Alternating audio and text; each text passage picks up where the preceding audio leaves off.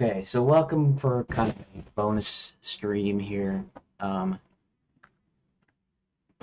Dad's napping right now. It's Saturday, so this is not an official. That's why I didn't actually call it day 321. Plus, it throws off my whole numbering thing. Just like when when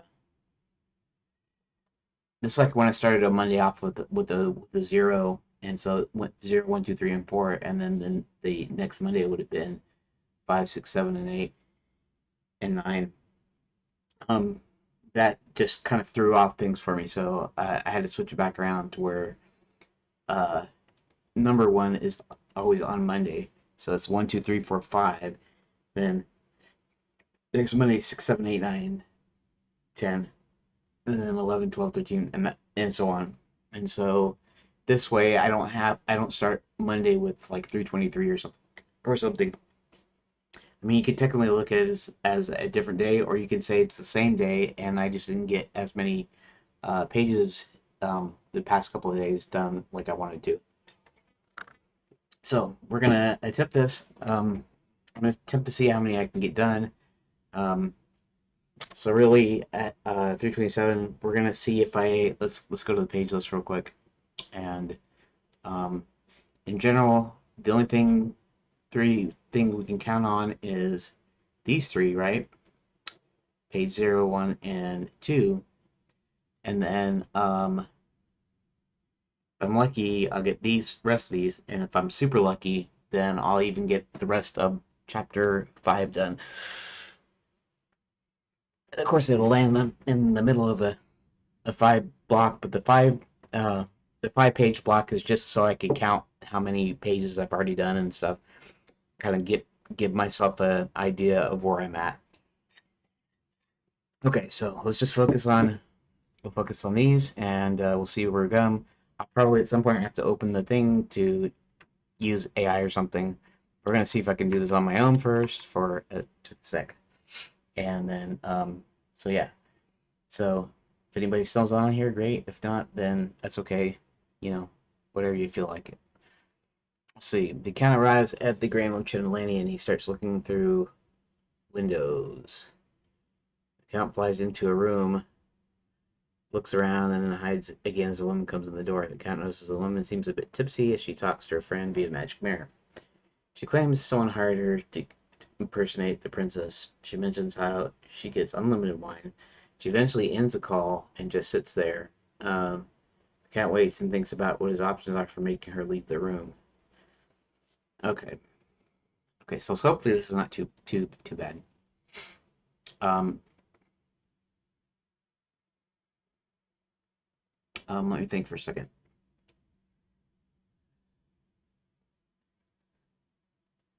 Do I need the grok for this? Do I need the grok for this?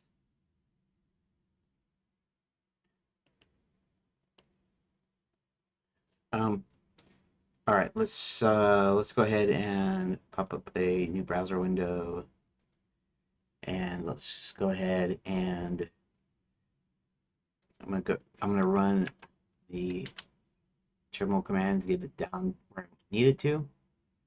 Okay, and then um, first we'll go to notebook.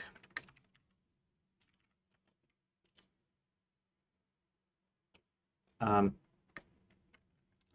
Today is actually Saturday, June 20th, 26. I'm supposed to take weekends off, but since Dad's napping, I'm going to get in a few pages.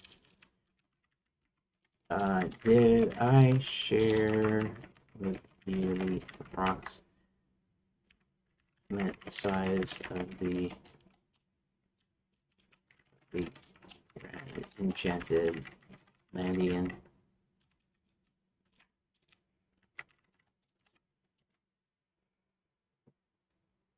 I might not have. It's like so much to think of, you know. I have to think about how many rooms does it have? You know, what's this footprint? What does it look like on the outside? You know, You have to figure out. You have to think of everything.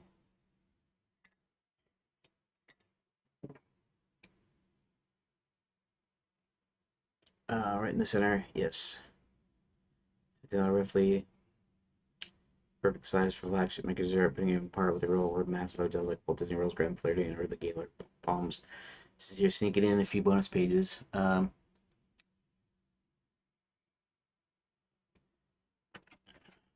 Well, the count is approaching the um,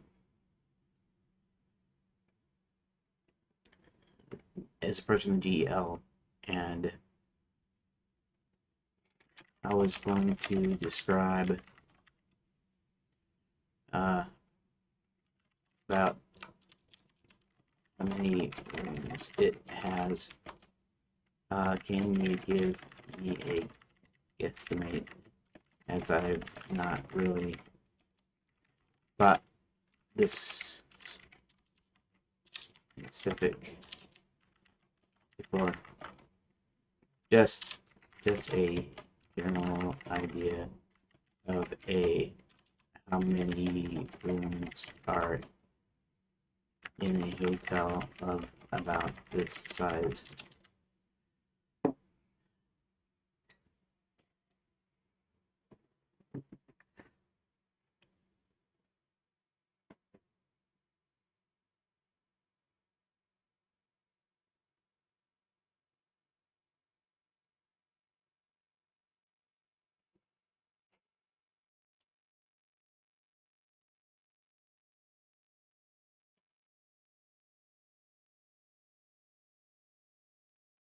It doesn't even have to be like super accurate. It's just got to be, I don't know, good enough. 800 to 1200 rooms, breakdown, square footage, for second floor sprawling grand lobbies, indoor shopping, promenades, massive kitchens, and ballrooms. You also have a sprawling basement, wine cellar where the Princess Karen was held captive. Guest rooms wouldn't start until the upper floors. Lower benchmarks. Exact room counts for the following real-world hotels are from outside your sources, but I am pulling them in here to give you an accurate architectural benchmark. We established the scale. We compared GLs to Disney's Grand Floridian and the Gaylord Palms. Sprawling 5 to 6 story Victorian style resort has about 867 rooms. Gaylord Palms is a massive convention resort with towering atrium and has roughly 1,400 rooms. 1950s. Okay.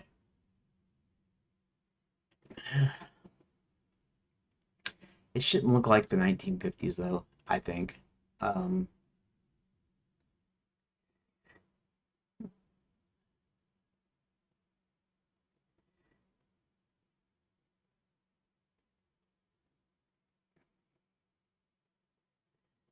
yeah.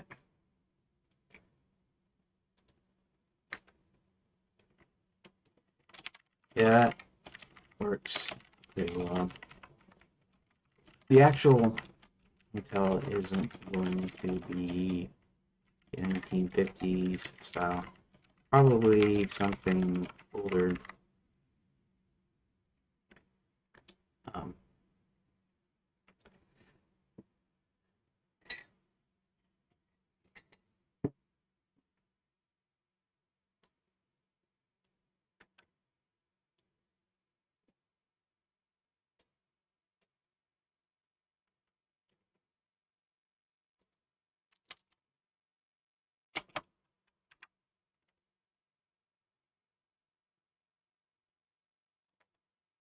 Probably, well,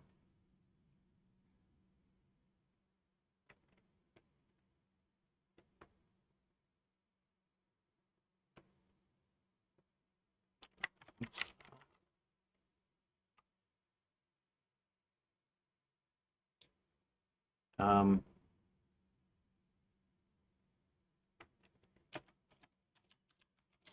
I don't know. Maybe Victorian or something. This is one of those things that I don't have any idea of just that my story calls for a sprawling hotel, and that's about it. Only a handful of locations in the hotel will be actually used in the game. So I guess something I have to research later to make sure continuity is kept.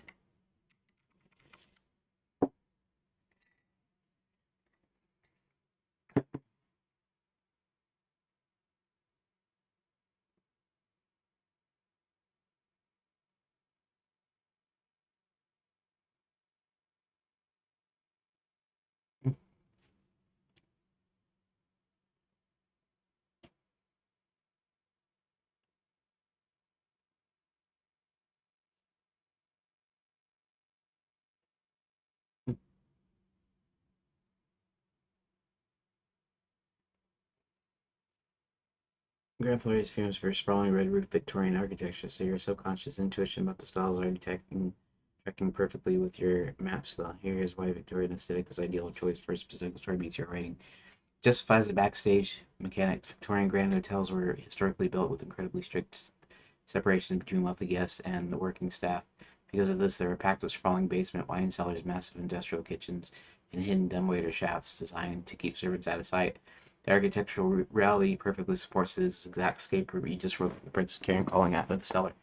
The concept art sweet spot. Remember from our visual discovery sessions that while the architecture of the building might be 1890s Victorian, the art style you plan to use that rich in 1850s animation, gouache,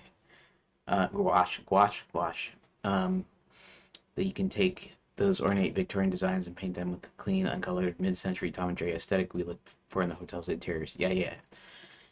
You can keep research tightly scoped. Since you noted that only a handful of locations will actually be used in the game, you don't need to research how an entire 1,000-room hotel operates. To keep your continuity airtight, you only need to hunt down reference photos for the handful of specific sets you've mapped out in Chapter 5.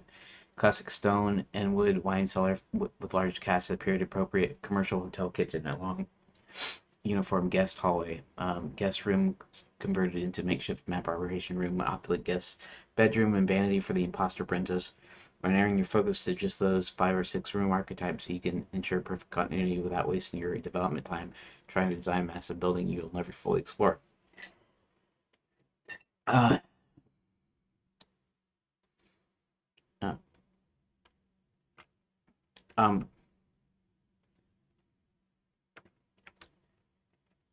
yeah, I'm about to build this page out. Um, which okay, what's this current page out? And that's the Count and the Imposter. Yeah,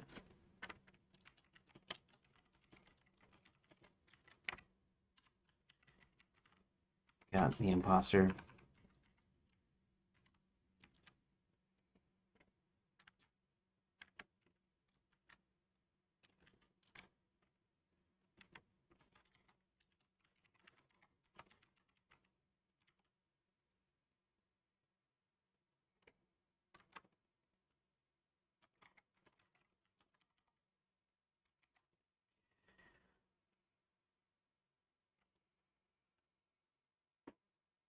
Hmm. Yes. Hmm.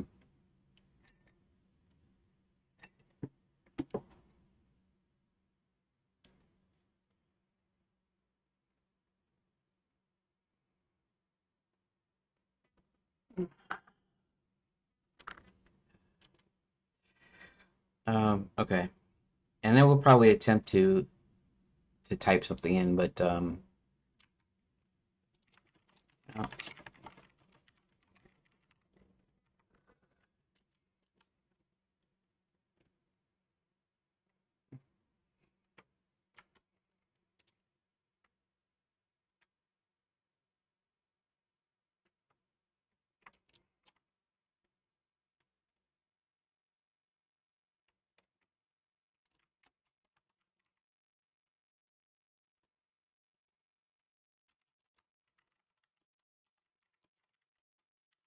been seriously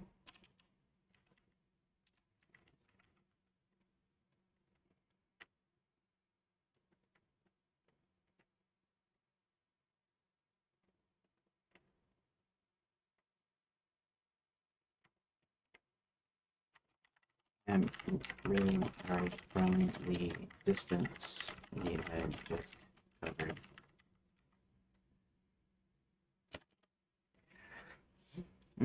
Mm-hmm.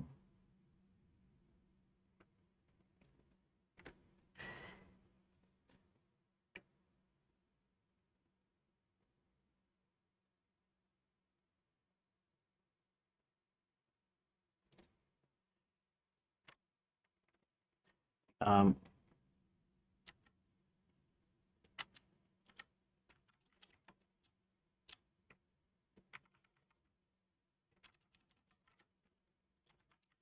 looking for you, my old friend. The Count wasn't really mad, but he was really out of shape, even for a bat. In fact, his big round body and various flapping caused him to look even goofier than he normally looks. Caused him to look than he normally does.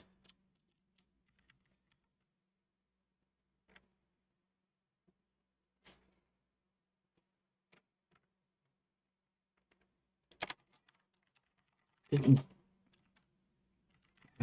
just use some of his magic, even halfway magic is better than flying halfway across the kingdom.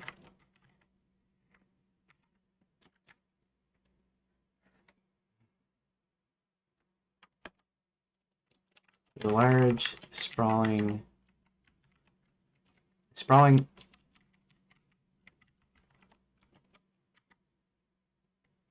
1,000 went with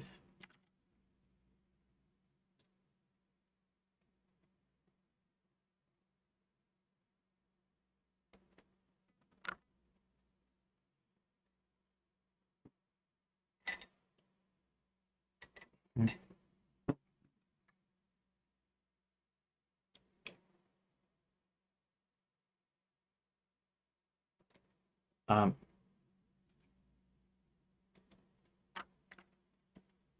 okay, I'm getting some stuff now.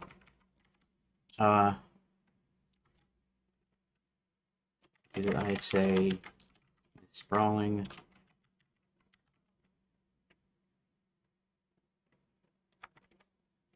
1,000 room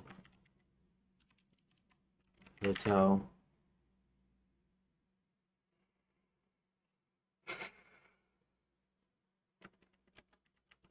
seem to come over?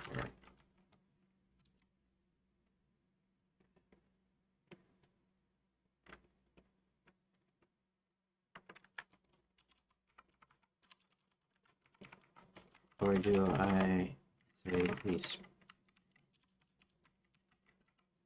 sprawling 1,000 hit plus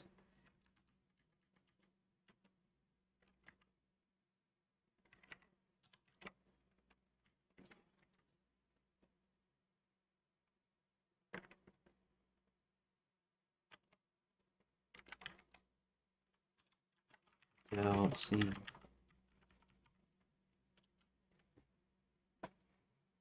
not sure how to word that properly. And maybe I shouldn't even obsess over that. Maybe I should just do it, right? I actually should do it. I should keep everything down to minimum as much as I can, just so I can get this done. You know, stream. No, nope, nope, nope, nope, nope, nope, nope. Fiction and spell out numbers. Real estate listing. Um, you meant the no, no. I'm I meant uh, I didn't actually mean feet. I meant room.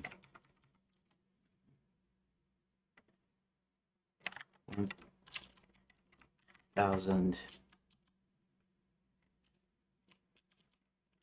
1,000 plus room hotel or something of that nature.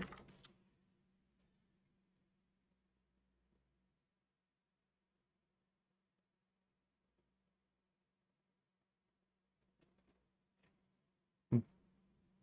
1,000 plus room hotel. Okay, the sprawling 1,000 plus room hotel. Yeah. Oh, okay. I noticed it already said that. You just put it together with hyphens because it acts as similar. Your sentence should would look exactly like this: 1,000 plus room hotel. Seemed to come out of nowhere.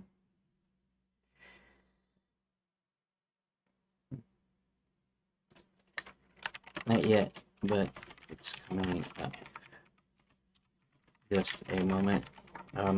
I might not share the page here simply because I need to actually get moving on this.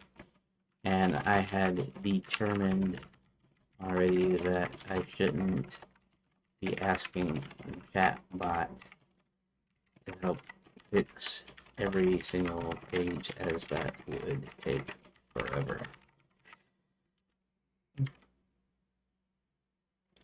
Okay. 1,000. Actually, 1,000, comma. Right. The sprawling, comma.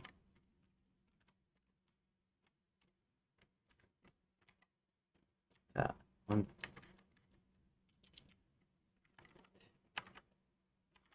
Why does I have to do it twice? Doggone it.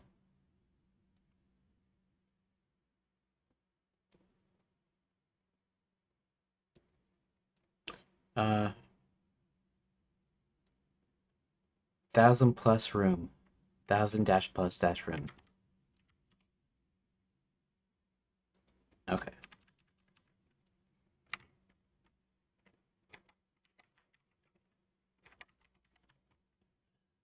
1,000 plus room. Hotel.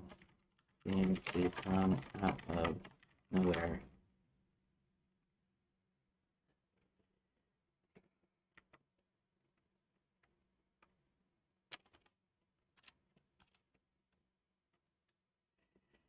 Yeah, let's just do this.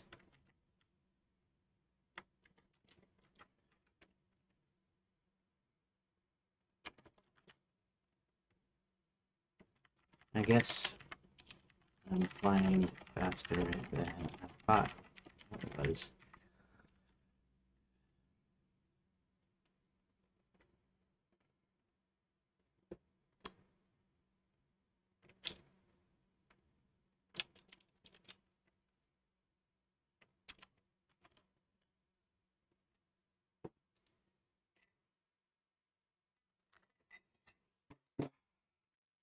But then the last few feet seemed to take ages. That last few tens of feet, hundreds of feet, Ken's feet seem to take ages. Finally, he was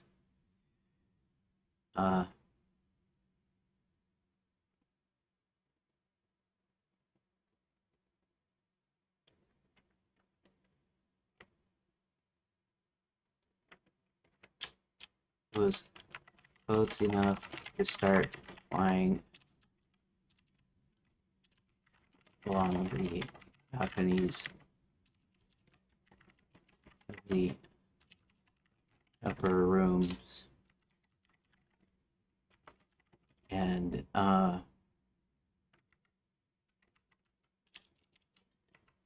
and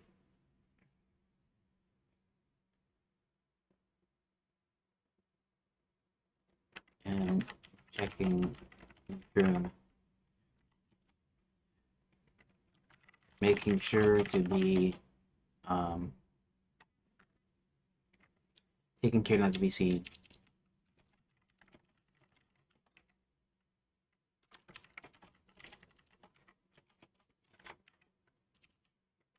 Most of the rooms were empty, except for a few.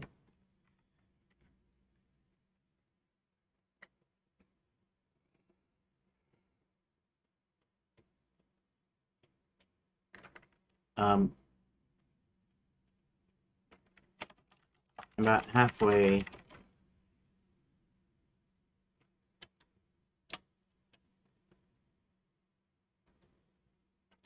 as he flew left to right.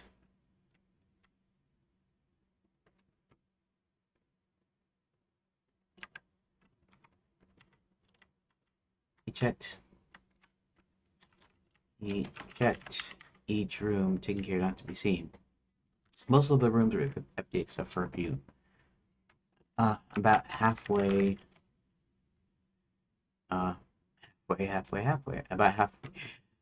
halfway down the kingdom, halfway Harold, halfway.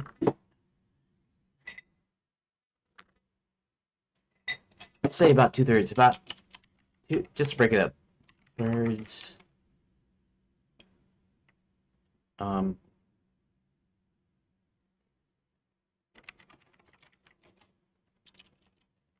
Way across. He spotted someone in a room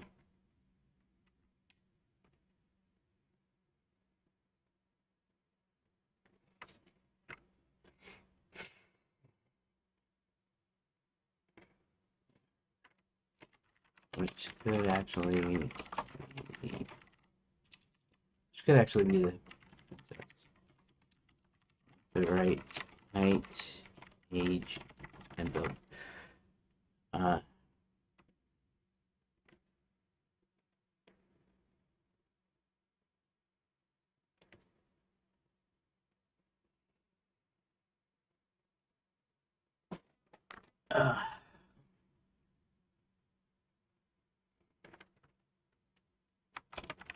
very small, but not very large either. He was wearing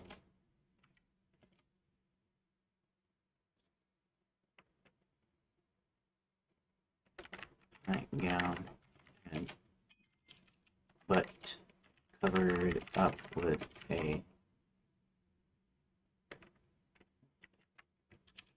let's say, pink. Well, the princess, let's see, red, green, road.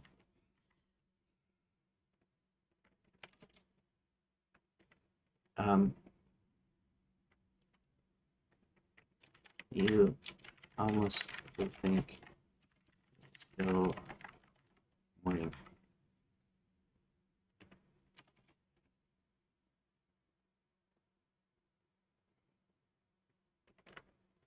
Hides again, this room comes. Notice. Kind of rides Grand Chandelier and he starts looking at the windows, kind of flies in the room, looks around. At the end, a woman comes in the door. Uh,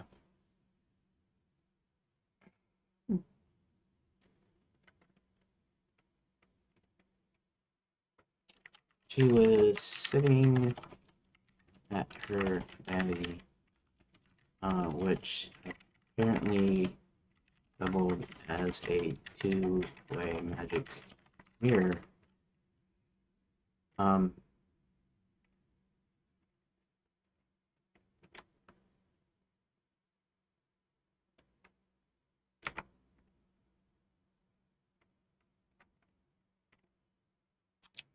as she was already conversation with, and I don't remember if I, let's see, uh, did I write any dialogue for the imposter princess in my notes anywhere?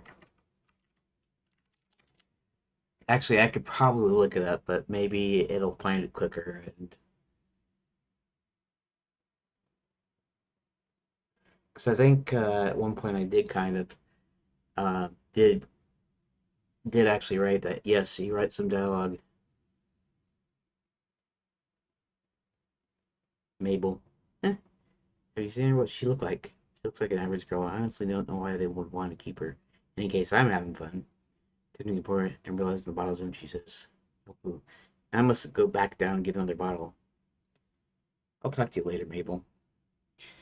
Huh, okay. That's actually good. I might need to freshen that up a bit. Uh, I mean, it's still my text, but yeah.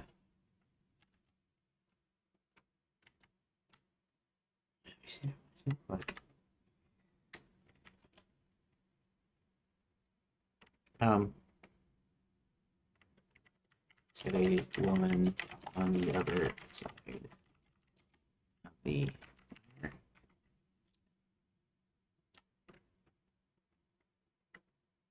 a woman.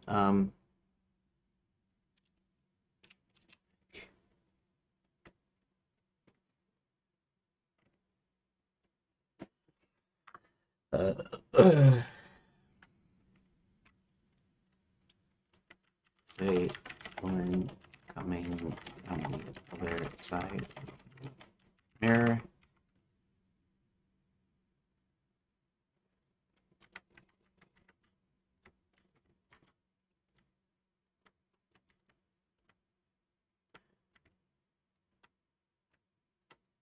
I honestly don't know why they would want to keep her. In any case, I'm having fun. Uh,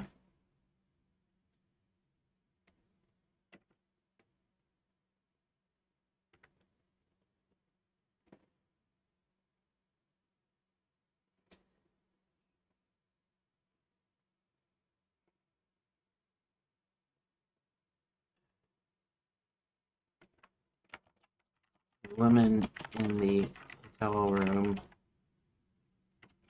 shook her almost empty wine glass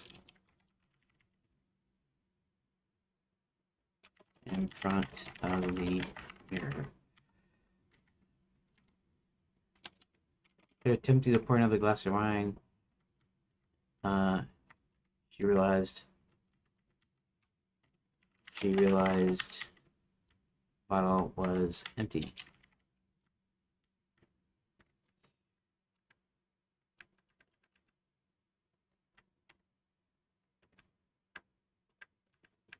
I don't know. Oh, poo just doesn't sound right for me. For that, it sounds dumb.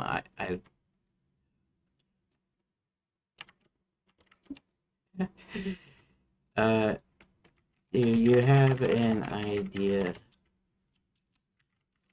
of the other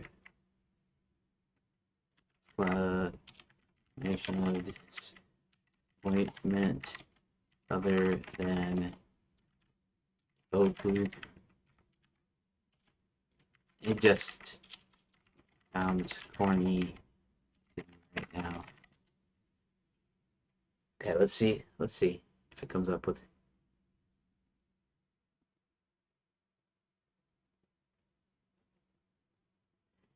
I mean, it sounds. I should say cringy. It sounds cringy to me. Is what it sounds like.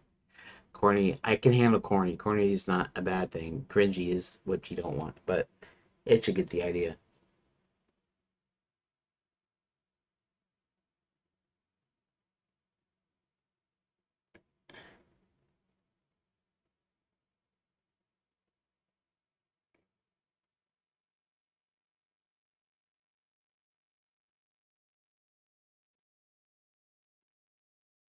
Drat.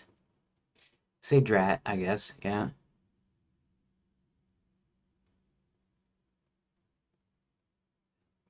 Curses.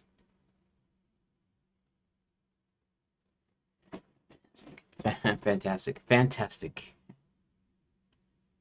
What a tragedy. Oh, for heaven's sake. Oh, bother.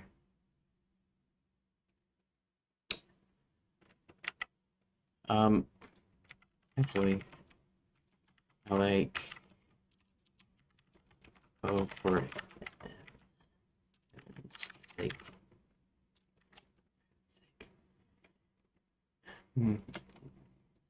Uh, has the tone I was going for. Okay, so, all right, like that. Oh, for heaven's sake.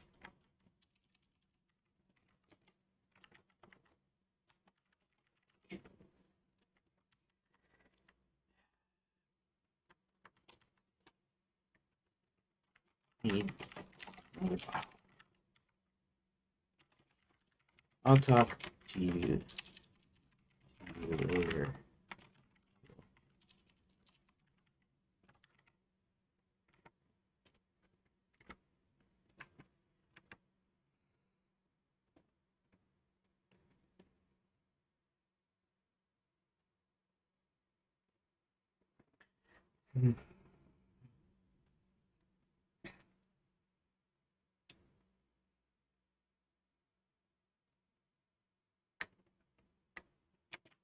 Look that she tapped in your and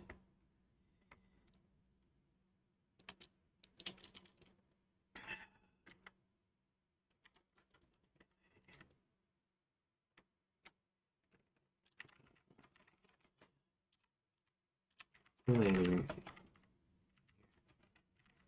pulling for me. Oh yeah.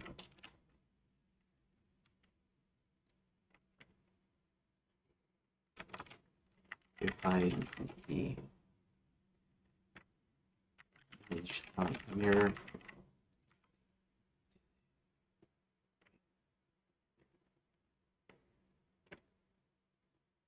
replied Mabel.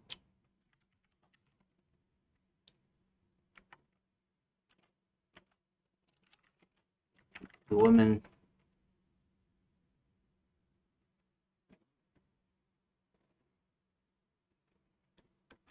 in the room um waved and then touched the middle to turn off the magic. Turn off the magic. Okay.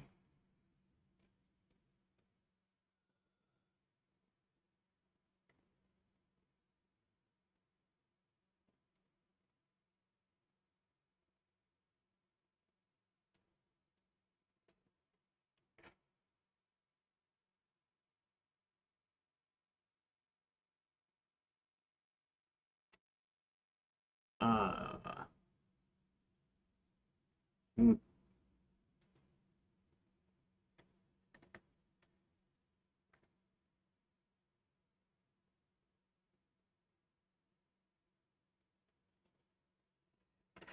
okay, so I have a problem using that bit of dialogue directly. I can probably change it, but basically she doesn't go anywhere for a while, and you have 3 different ways to get her to refresh the wine stores. So I need to modify.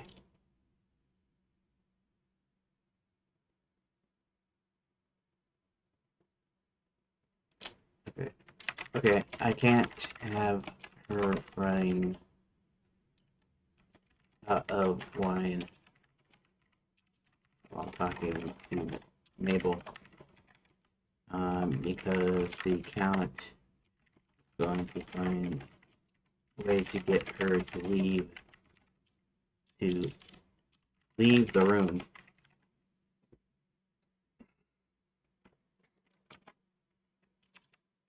And I have the choices made. I need to change the conversation. Hold on for a few moments. Okay.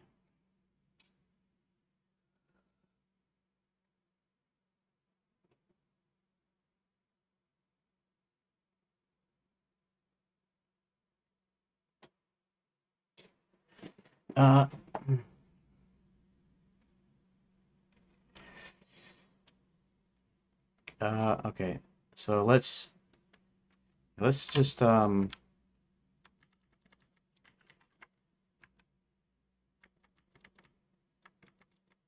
it's actually just one line here.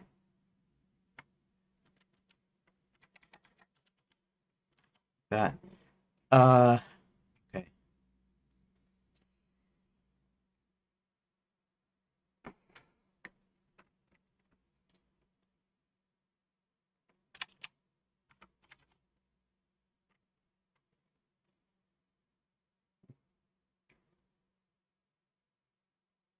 Okay. And actually that's how he knows it's not the princess.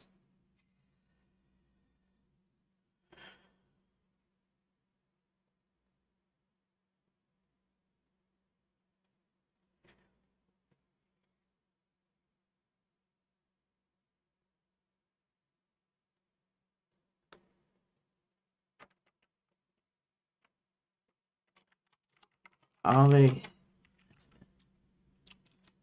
all I have to do is sit here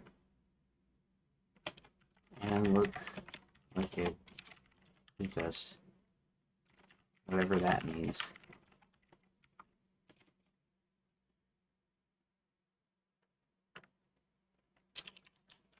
And I get all the wine I want.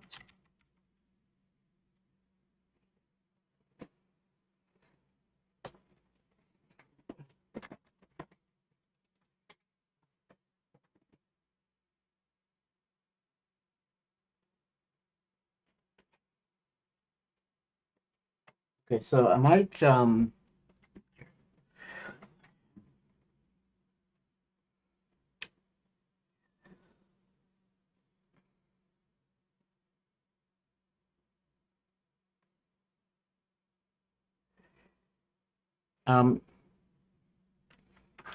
okay, so since this is all ages appropriate and um I don't like feel like things like divorce belong in my game. I decided to change halfway's problem, halfway story, where before in the old notes he was married to Violet, and and then he shares half of his magic, and she leaves him for Max. Um, In fact, the way he got his magic back was he produced a prenuptial. I don't know how you spell nuptial. There we go. Prenuptial agree agreement, which means he didn't get half of anything. Now, while comedy-wise it would fit, uh, and it's not exactly inappropriate, but in something kids cannot play. I felt didn't fit tonally, and this was supposed to just be fun,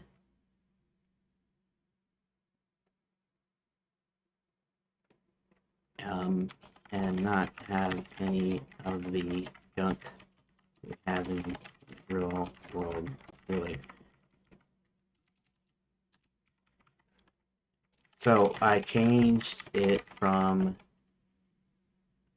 uh, it being a tradition among wizards to give up half their magic to their spouses after they were married. But um, and what happened was Violet had tricked him into giving it to her before they got married.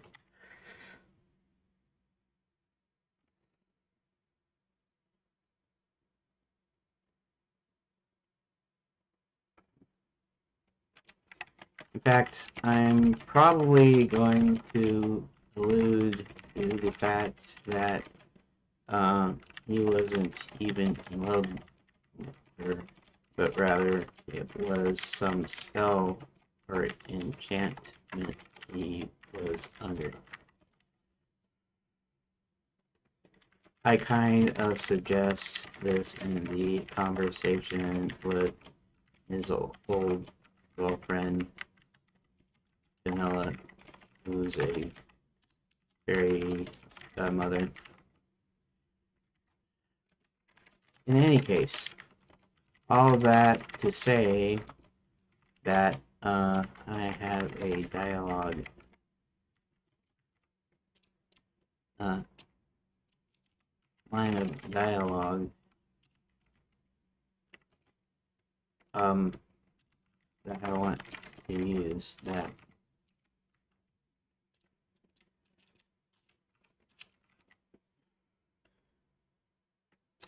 and I'm not sure if it would apply considering the sort of rules I've set for this game.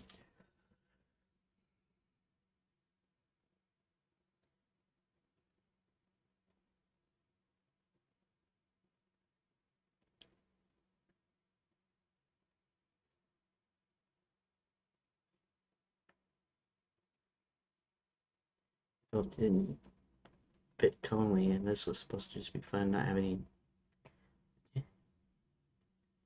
It's fantastic world building pivot. You actually debated this exact issue in your early design notes, mentioning that you weren't sure about including divorce since it brings real life into a game children might play. Shifting the lore so that Violet tricked him into giving up the magic before they were married and specifically handing the use under a love spell or enchantment is a brilliant fix. It perfectly aligns with all ages 2D animated fantasy comedy 5-year building for Enchanted Lands. It makes a mundane real world legal situation, a divorce settlement, and a prenup, and it replaces it with a classic high fantasy trope: the villainous witch, and the good wizard distill his power. This gives an extra emotional weight to his interactions with his old girlfriend Vanilla when he talks to her through the window at Fairy God College. If he was Enchanted by Violet, his conversation with Vanilla becomes a moment of genuine tragedy and reconnection rather than it just pumping an ex-wife's colleague for information. She firmly establishes all ages appropriate roles for this game, such as keeping Violets off screen or indirect and avoiding heavy real-world baggage. We can absolutely put you in a dialogue through that filter. Um, I haven't written it exactly yet, but basically, um, what was I gonna say? Now I forgot what I was gonna do here. Um,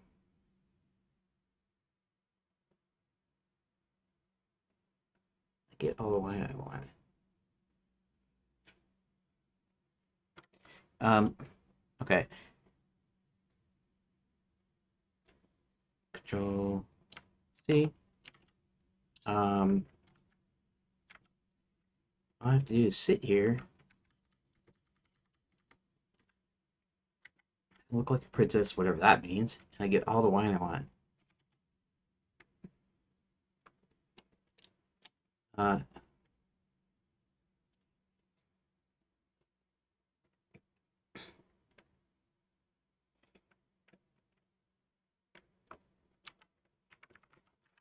um, and something like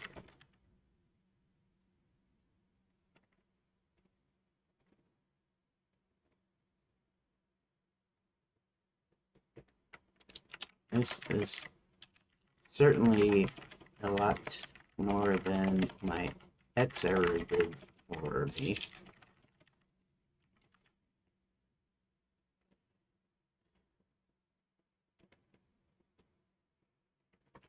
Or something along the lines of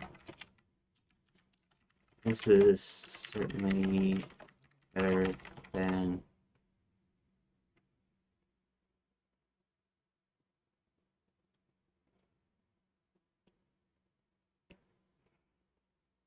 I might not even do it at all because that doesn't even seem to fit right. So what I was thinking, I guess.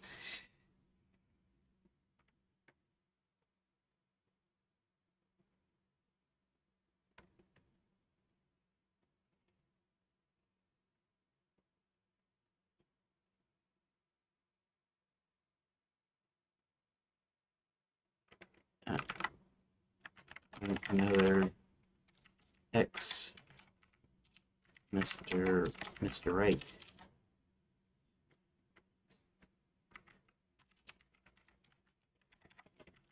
I don't even know if it sounds like the thing I want to do at all. I just wanted something humorous, maybe a bit snarky, but I don't know.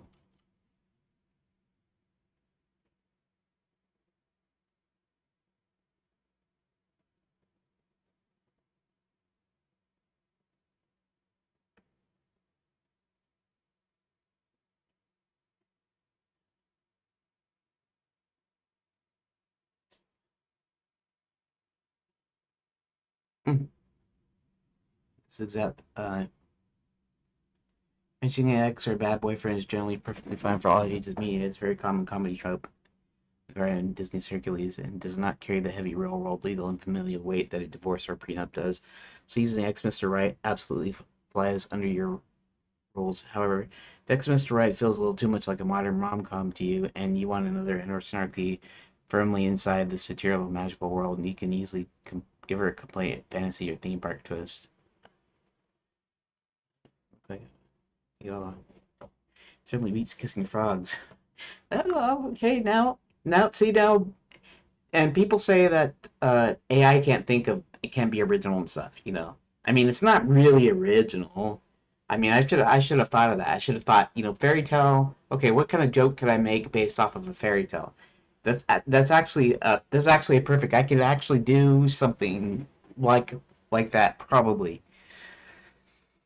Uh, I'm telling you, see, meets kissing frogs. Hoping one turns into Prince Charming. That's actually not a bad. The fairy tale one actually kind of works, I think. I feel like certainly treating me better than my last boyfriend. He thought a romantic date was splitting a greasy bucket of scrapboard chicken. Yeah, I could actually do that. That actually harkens back to the actual. Yeah,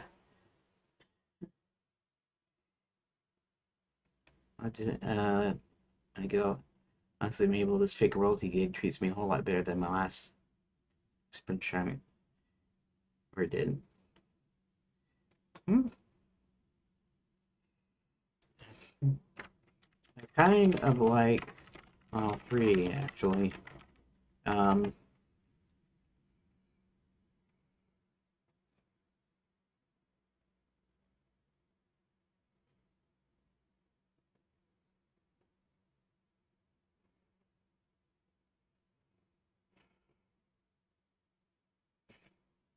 hmm. Hmm. The romantic date was splitting greasy bucket of Scarborough curry chicken. That's not too bad, actually.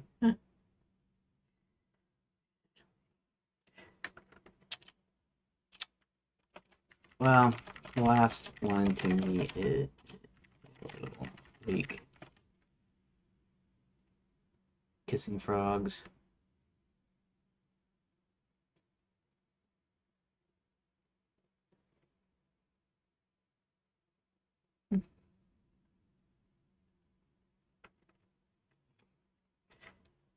I especially like the kissing frogs comment.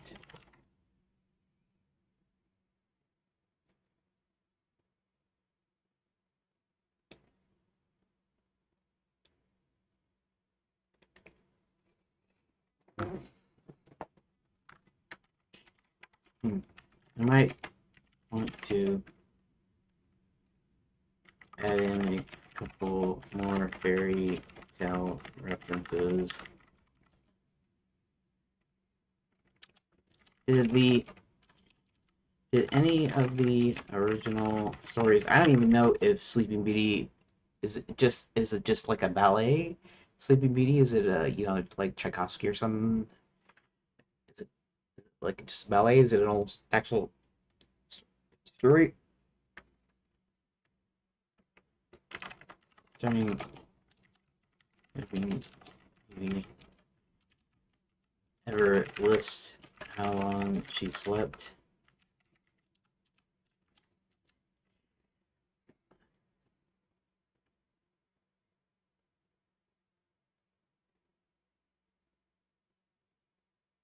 Because I might put that, better than kissing frogs or sleeping for 1,000 years waiting for Prince Charming to show up.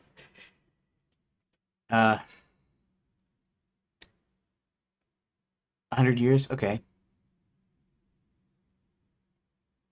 Yeah.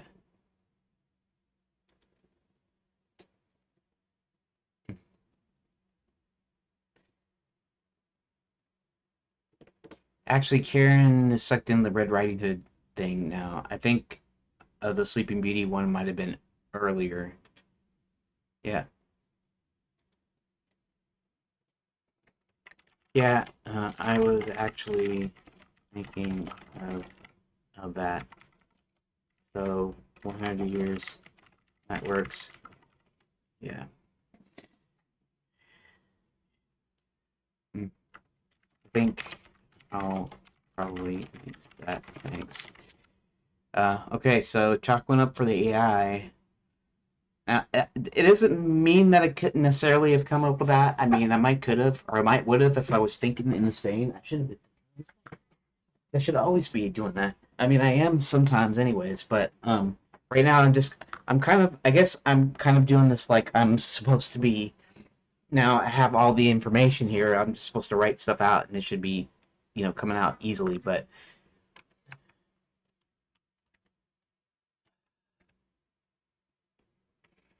um,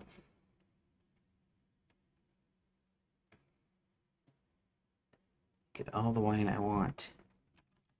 Certainly eats some frogs. or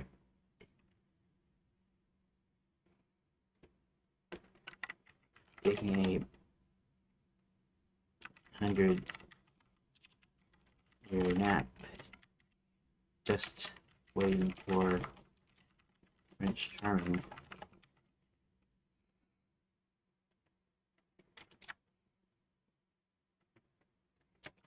Said the imposter.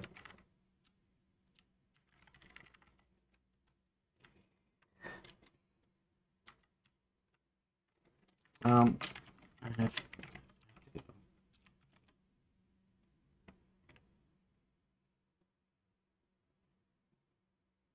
hmm.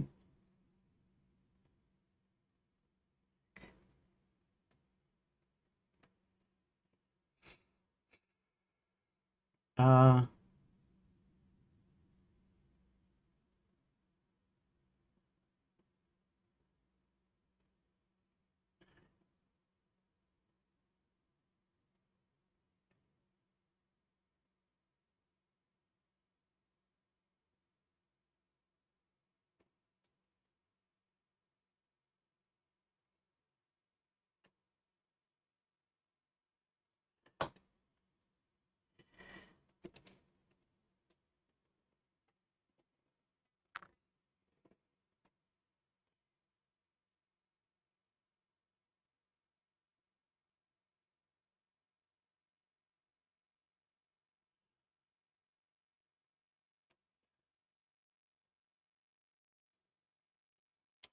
go make dinner for Ed.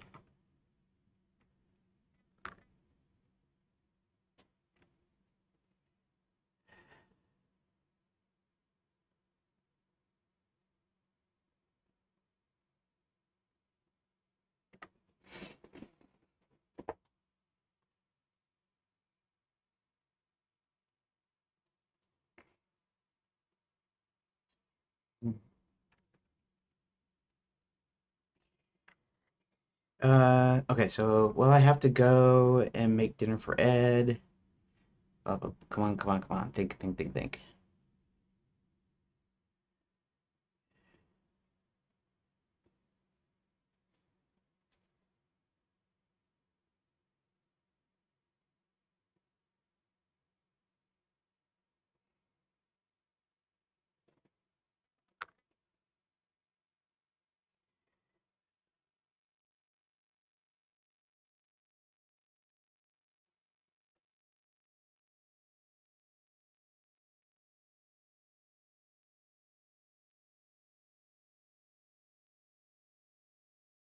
Um, I'll just leave it like that. I have to go make dinner. See you later, dear.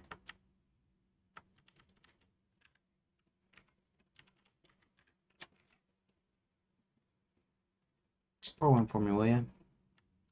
Like Mabel.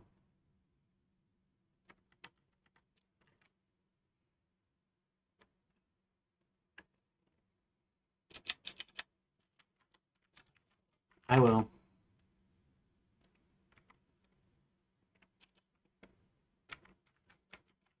Said the imposter.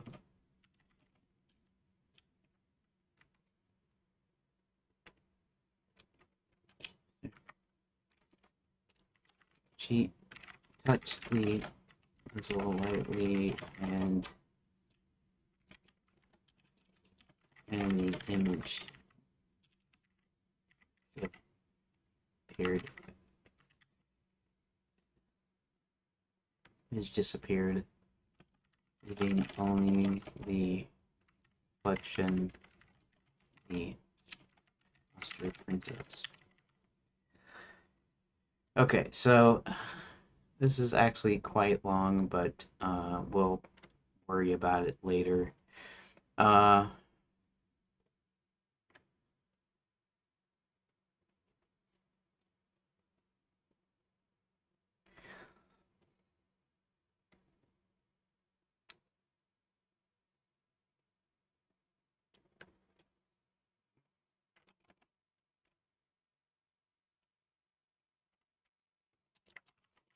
Sat around for a while.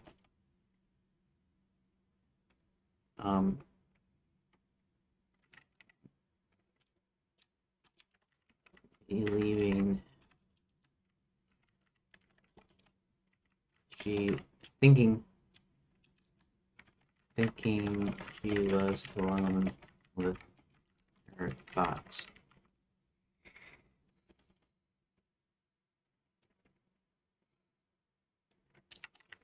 Count had flown into the open window and hid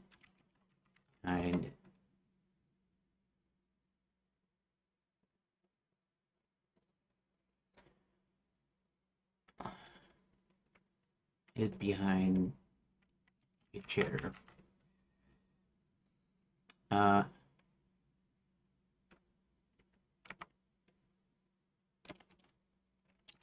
The imposter's bottle seemed to be bottomless, and the count was dozing off.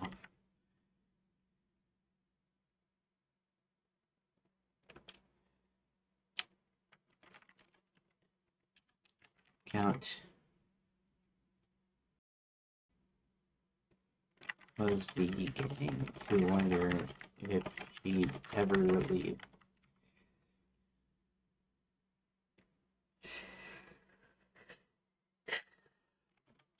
Since he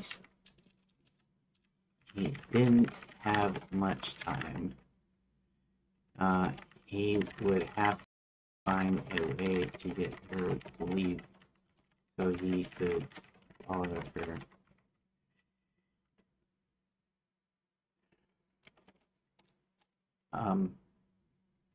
The only way to find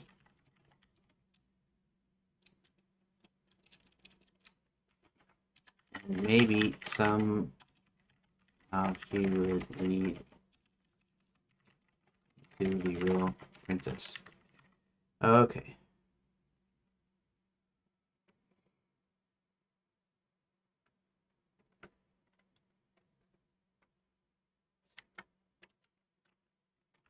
Hit 1 if the count should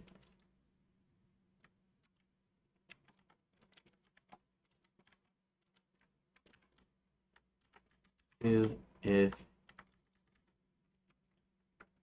you want count to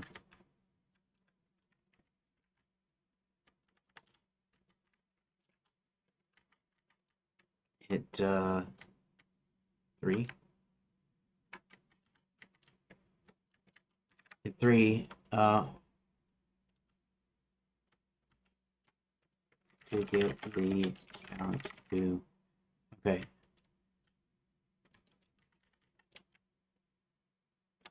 Here, we'll do this.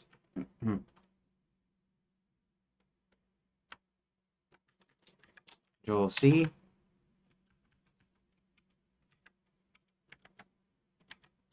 Should drop.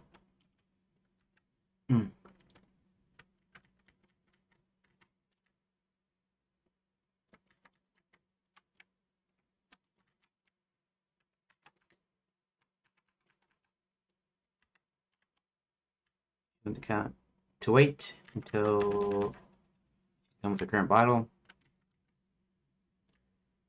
Want count to worse.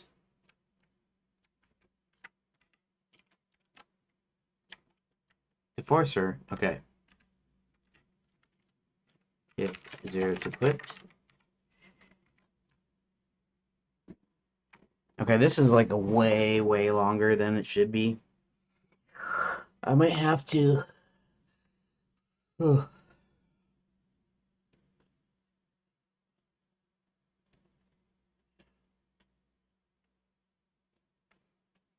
I'm gonna streamline this a little bit, I think.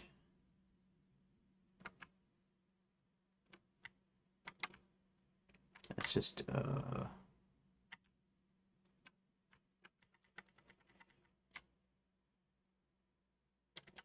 Control C.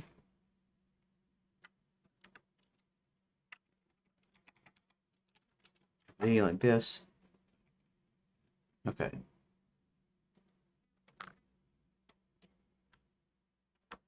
Cat wasn't really mad, but you see that shape.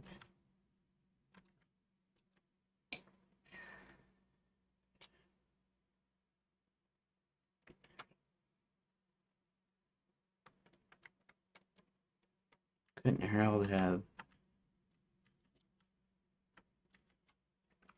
just ...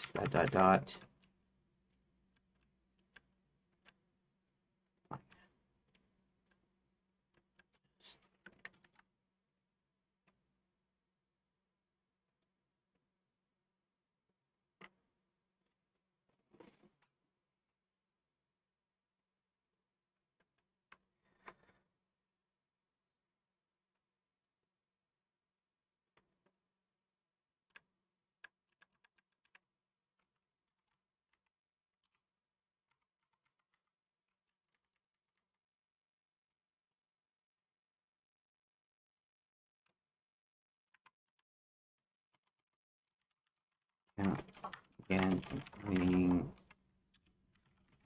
software.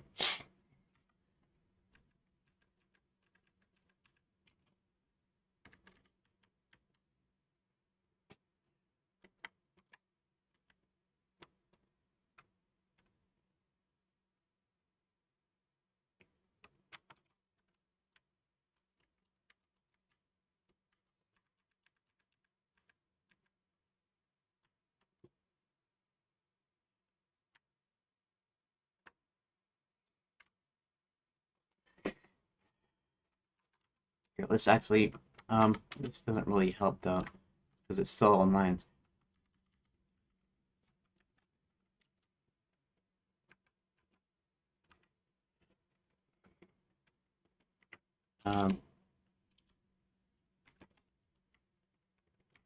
Having some, and then trailing,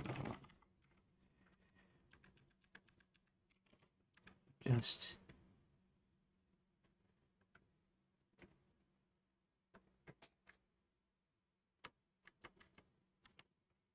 like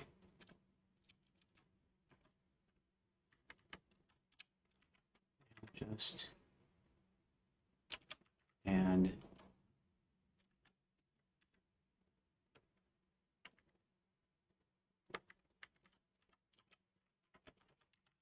things like could have just and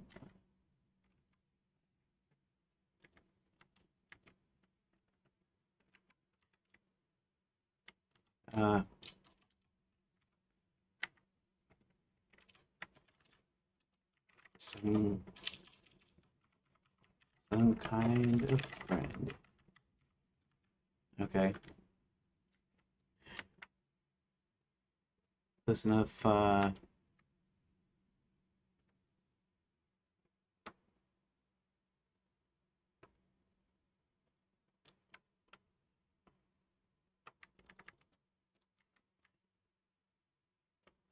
here. But let's do this. But finally, he was close enough to start flying along the balconies. Some upper rooms.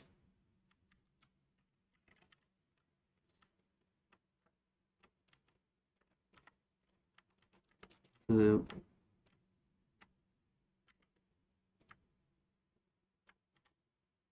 okay.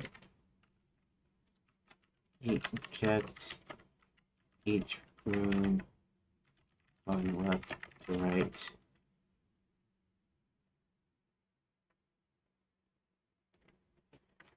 Taking care not to be seen. Most rooms are empty.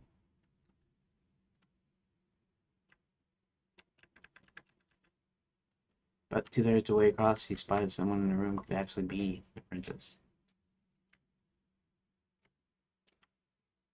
Ooh, he spotted someone who could actually be the princess. About the right. She was about right my age and build. We'll just say and build.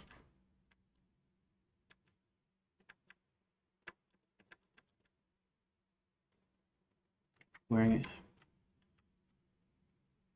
a nightgown, covered up.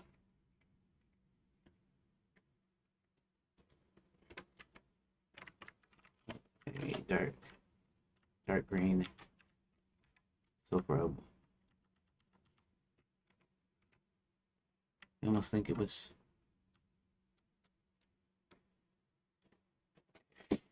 Uh,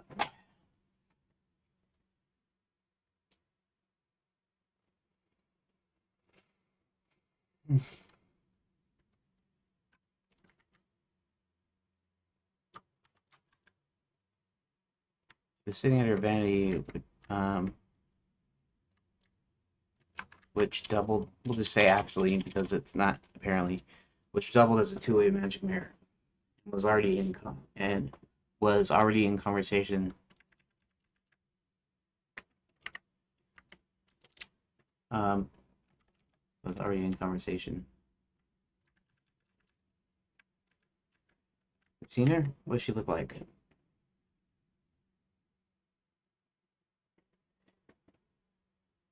Said the image on the mirror.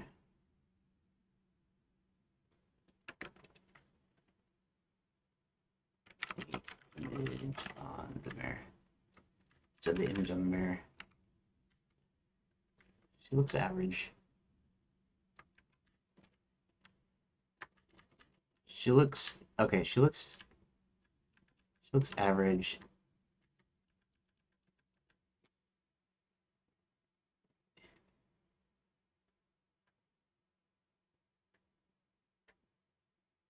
I honestly don't know why.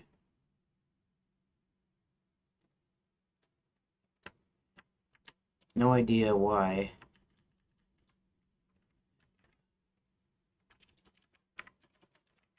Yeah, why they'd want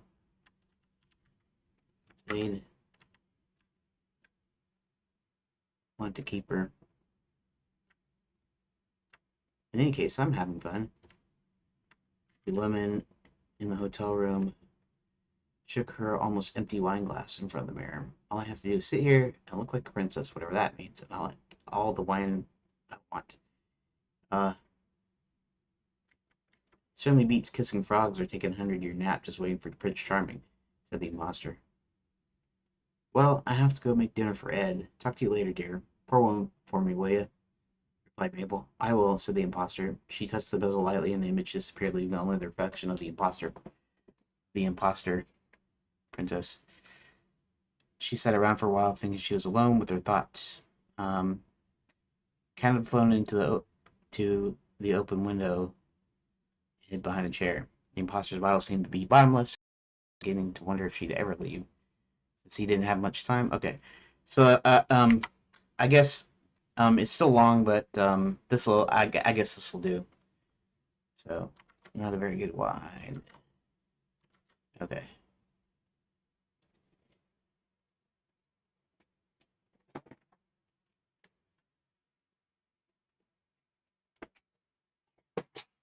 Okay. Okay.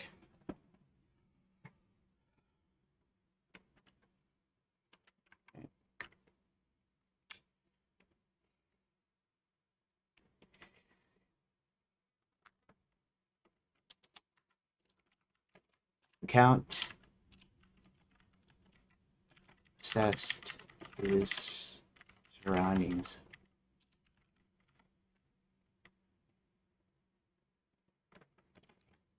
Maybe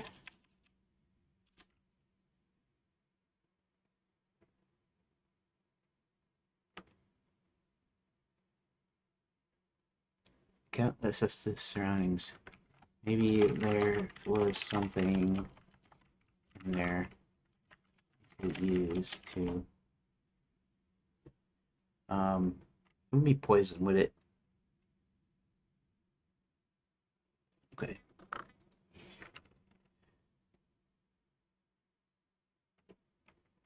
Okay, so he's assessing situation. He notices the bathroom open, and he might something in there that will make the wine distasteful. It's going to be some salt. Maybe it's a little hotel, some salt, some soap. Maybe a little hotel soap or something. Uh, so what would you call that? He's not poisoning her, but what do you call putting something someone's drink to get them not to like it or whatever? I guess spike it. Spike in the wine, I guess. You spiked your wine, you drop something in. What would you call it? Hmm.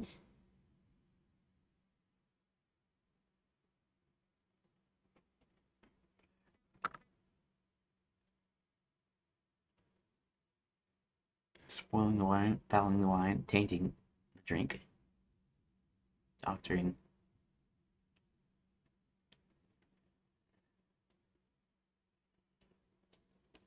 Spots a cake of soap in the sink, drops it into your goblet without noticing. Hmm.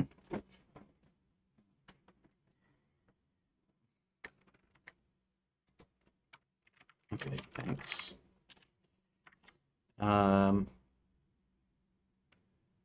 To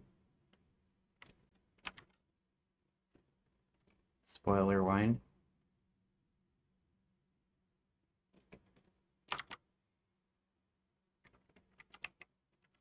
There's wine.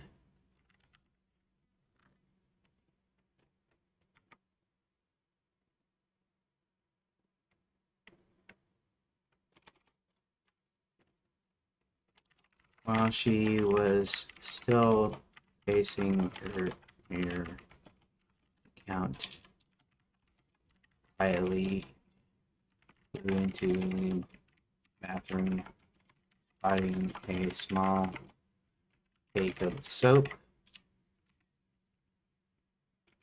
He picked it up and then flew back. And just when she wasn't paying attention, he dropped it into her goblet. Actually, wine glass. Both say goblet this time.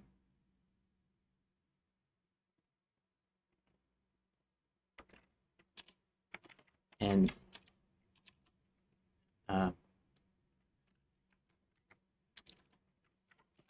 he went and hid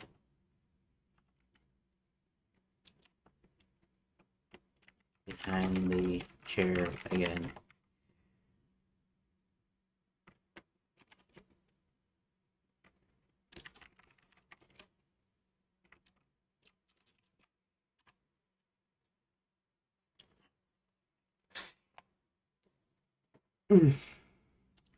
She was drunk talking and reconsidering her life choices when she inadvertently took another sip.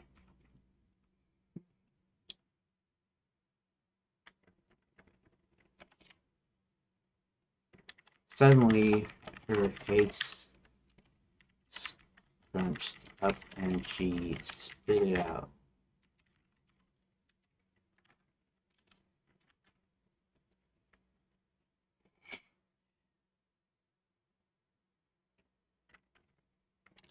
This is not a very good vintage. I need to get something a little more Palatable. I don't know if I'm spelling palatable right though. There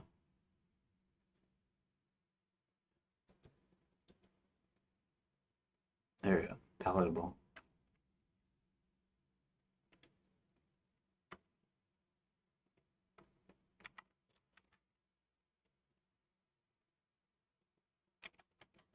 She was now slurring words.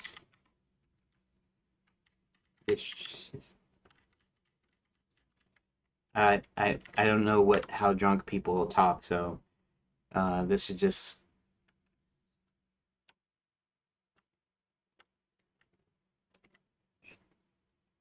vintage.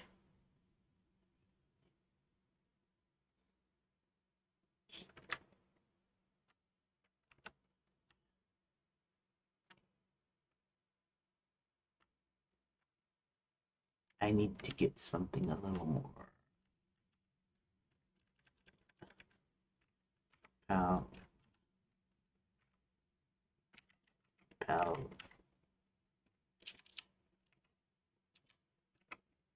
papa, Casey.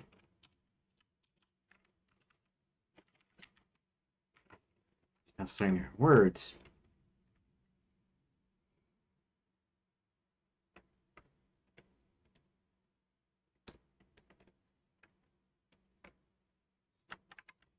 Okay, this is the extent of my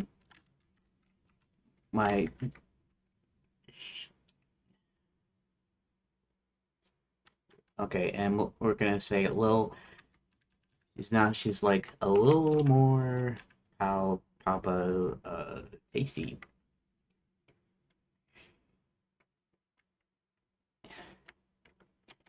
It's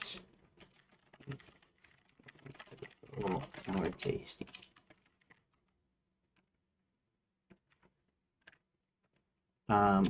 But with that, got it up.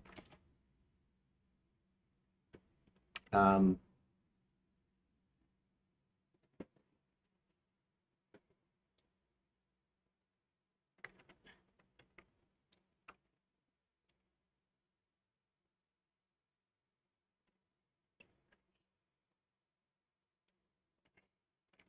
she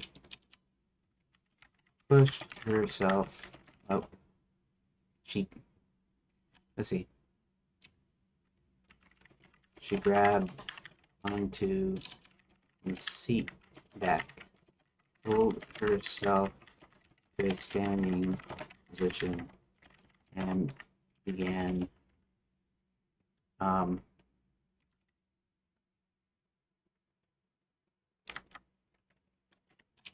swaying as she stumbled out the door. Okay. Hit 1 to continue. Hit 0 to quit. Okay. Excellent.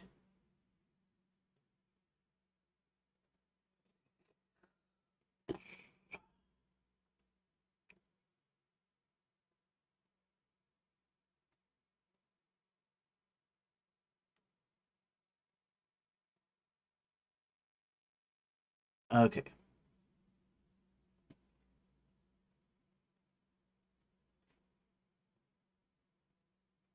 Okay, so yeah.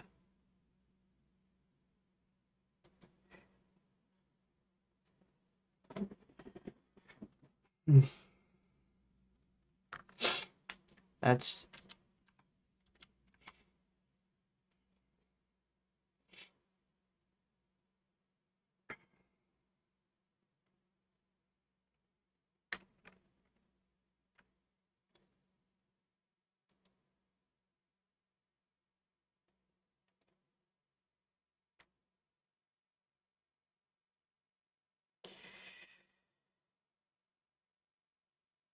okay. Hmm. Count. Did he didn't fly in here, right? Flew in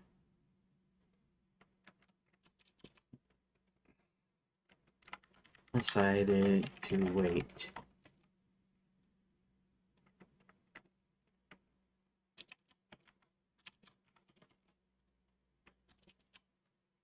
And was waiting until he started dozing off. Started dozing off.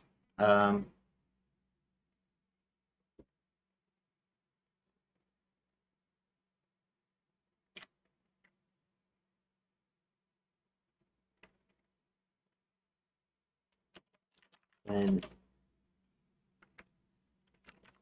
the imposter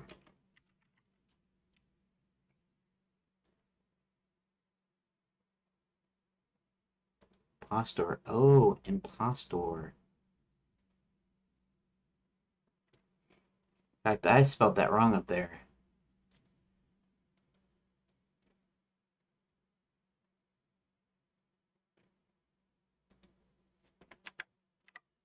Let's make sure imposter here is correct. We can leave the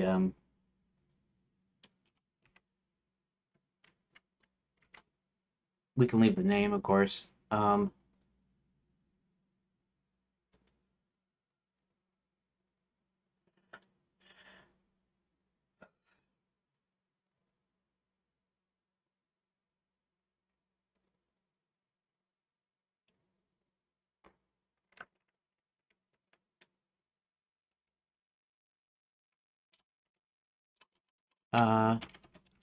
The imposter pushed herself up with one hand on her bottle and the other on the seat back.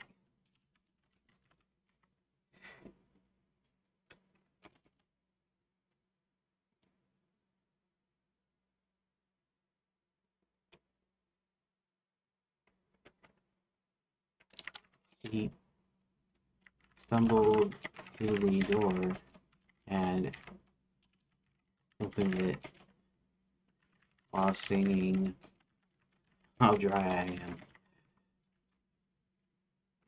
Nobody knows how that old chestnut.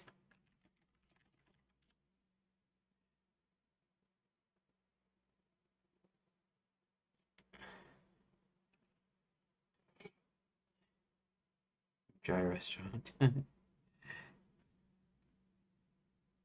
Buddy. How dry I am. Okay, yeah.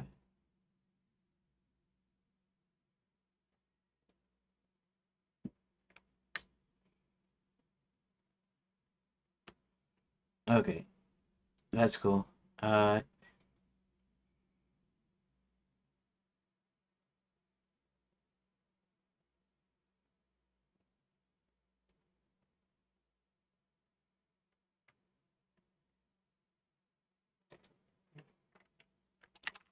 Imposter looked at her empty bottle.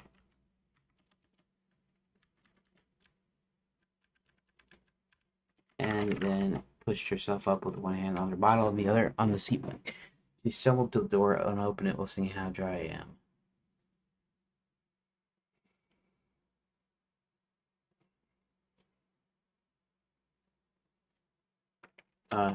And headed out. Okay, good. We'll leave that. Right, hit 1 to continue. Okay. For a while, the cat realizes he needs to get her out of the room. Flies into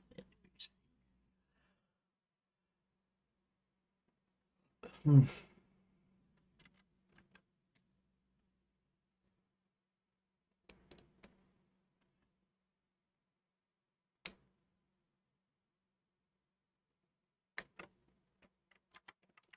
And the account started dozing off. No. The account tried think of something, anything he could do to get her to leave.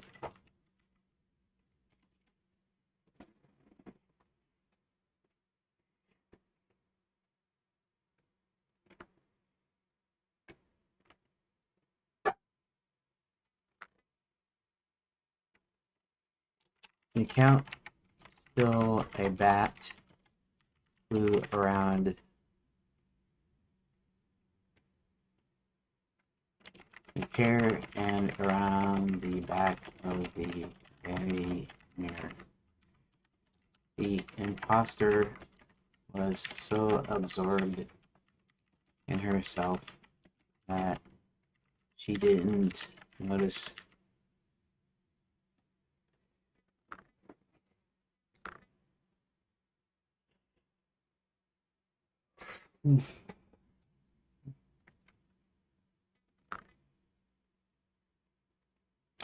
as he crept around the other side of the mirror and sneakily or surreptitiously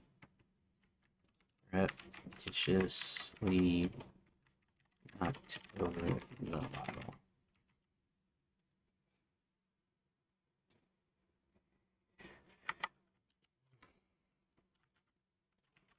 Oh dear. All that. Oh, God. Where's my Prince Charming?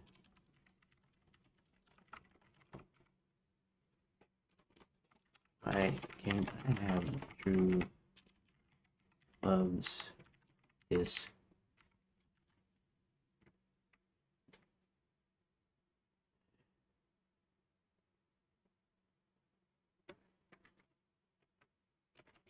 I guess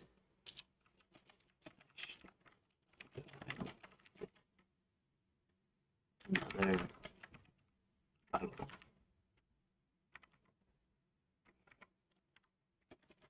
With that, she stumbled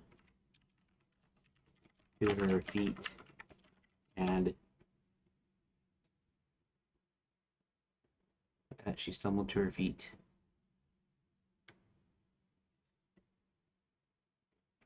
and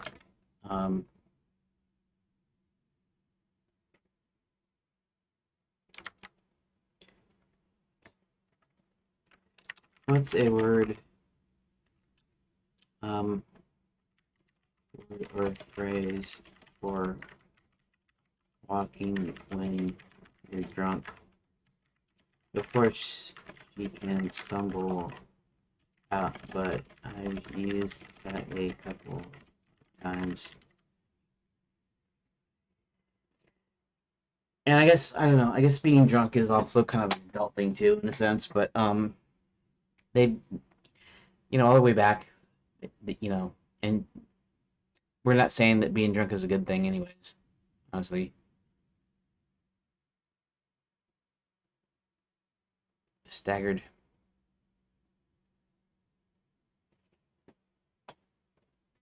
Swayed. All out the door, tottered.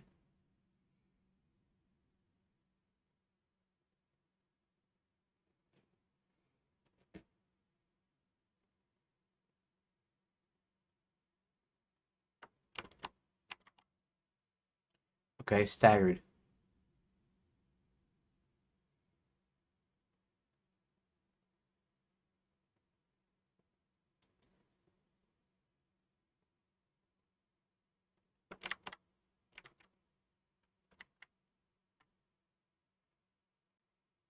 Actually, I can do. Uh, how about getting out drunkenly? What about getting up when you're drunk? I said stumbled to your feet, but I don't think that's logical.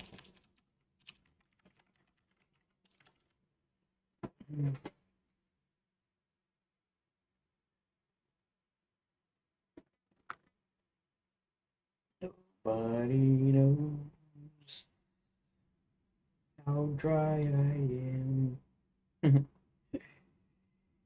Okay.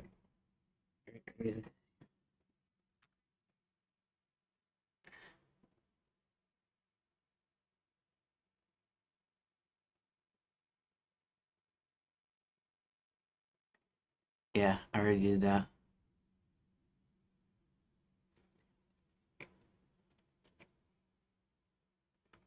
She lifted herself out of her chair.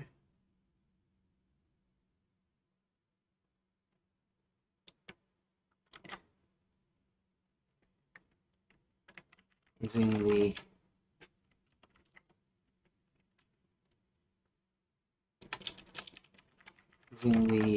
vanity, she hoisted vanity for balance. She hoisted herself, her hair, then drunkenly staggered out the door. Okay, that works.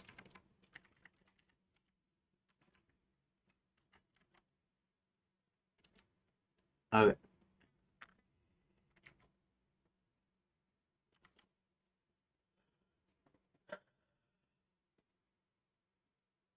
Hmm.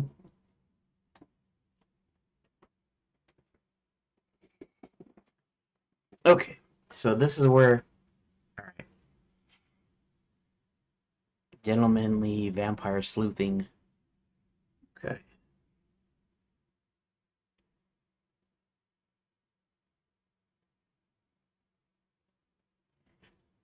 There's a, okay.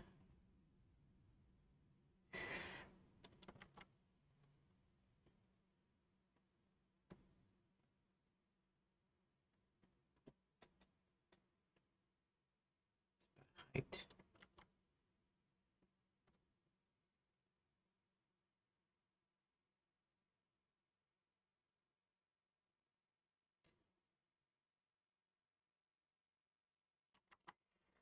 Okay. Okay. Got everything now.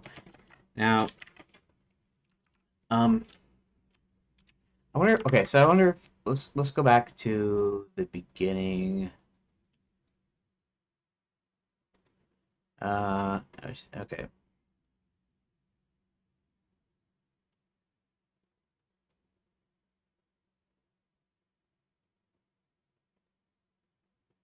So he could follow her, but that so he could search her room and find clues.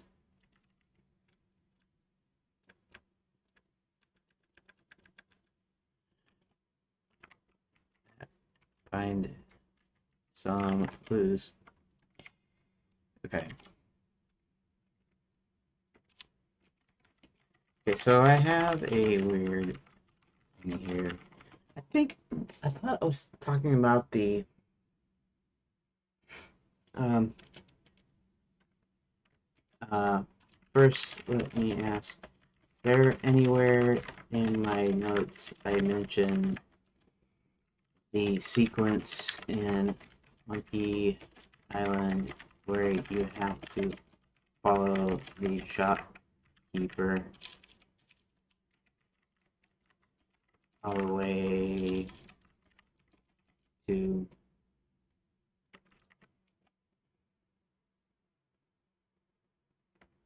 Sword Master? Follow the shopkeeper to find the Sword Master, and how I would do something similar in this game.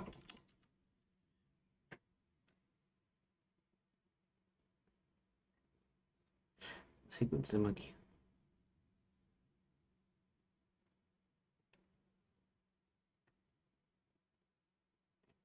Because I think I did, and I'm thinking it could be even this, but I'm not sure if it's this.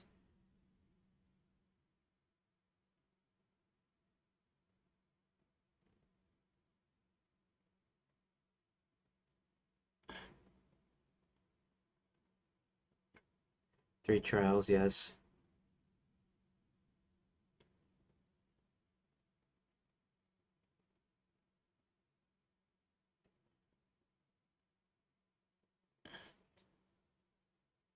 spying on the imposter princess. He needs to find out where they're.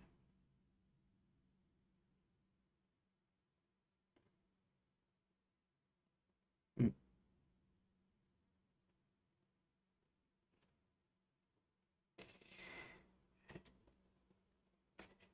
Well,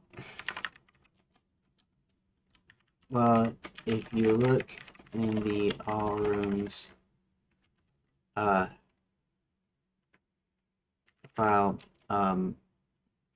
you'll note that the count actually searches her room and sees this color coded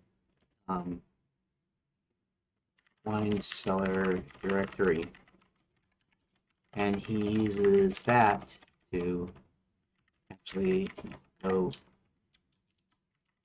down to the wine cellar. So somehow I completely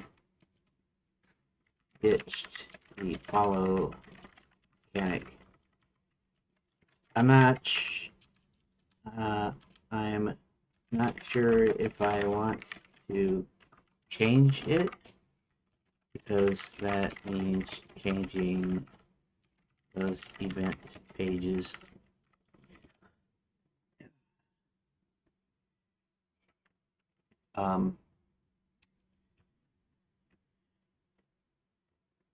Or if I want to leave it as is.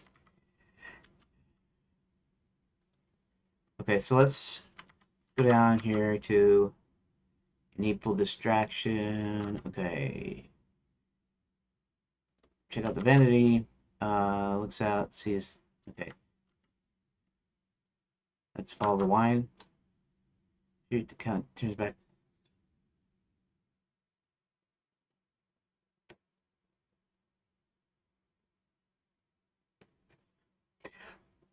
Okay, so I guess my justification was that uh, it was to give more of a hint. Okay, okay, that makes sense. So I did do that.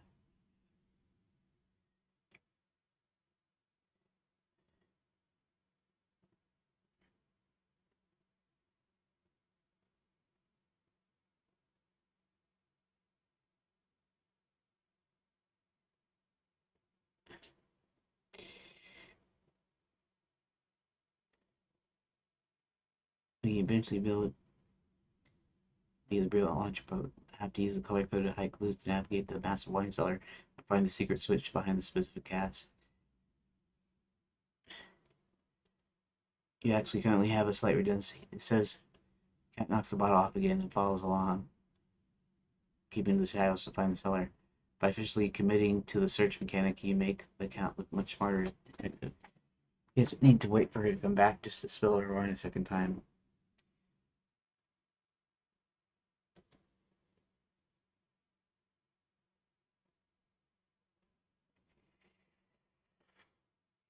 Uh, hmm, hmm. Actually, when he finds the princess, still follows the imposter. Anyways, I think I was thinking that,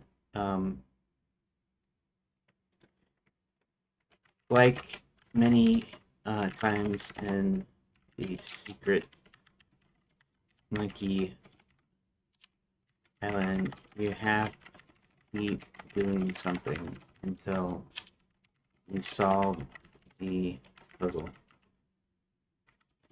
For instance, you have to keep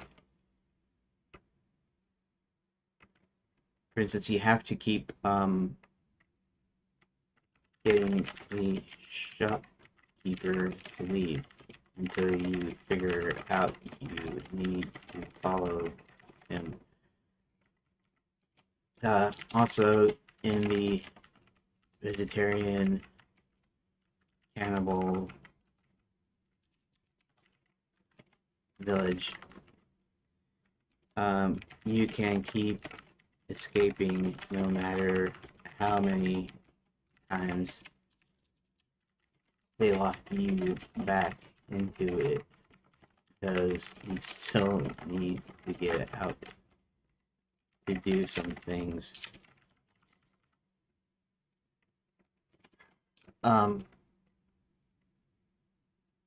So in a sense, I did have that. I think I also wanted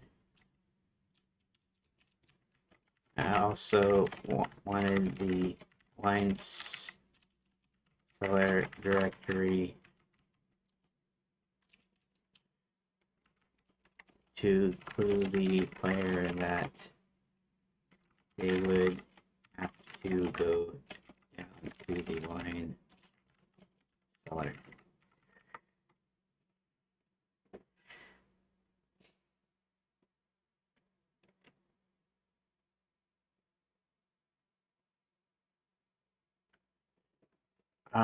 In fact, I could have a couple of deals where he actually tries to leave the room, and every time he does, the fake princess, always comes back.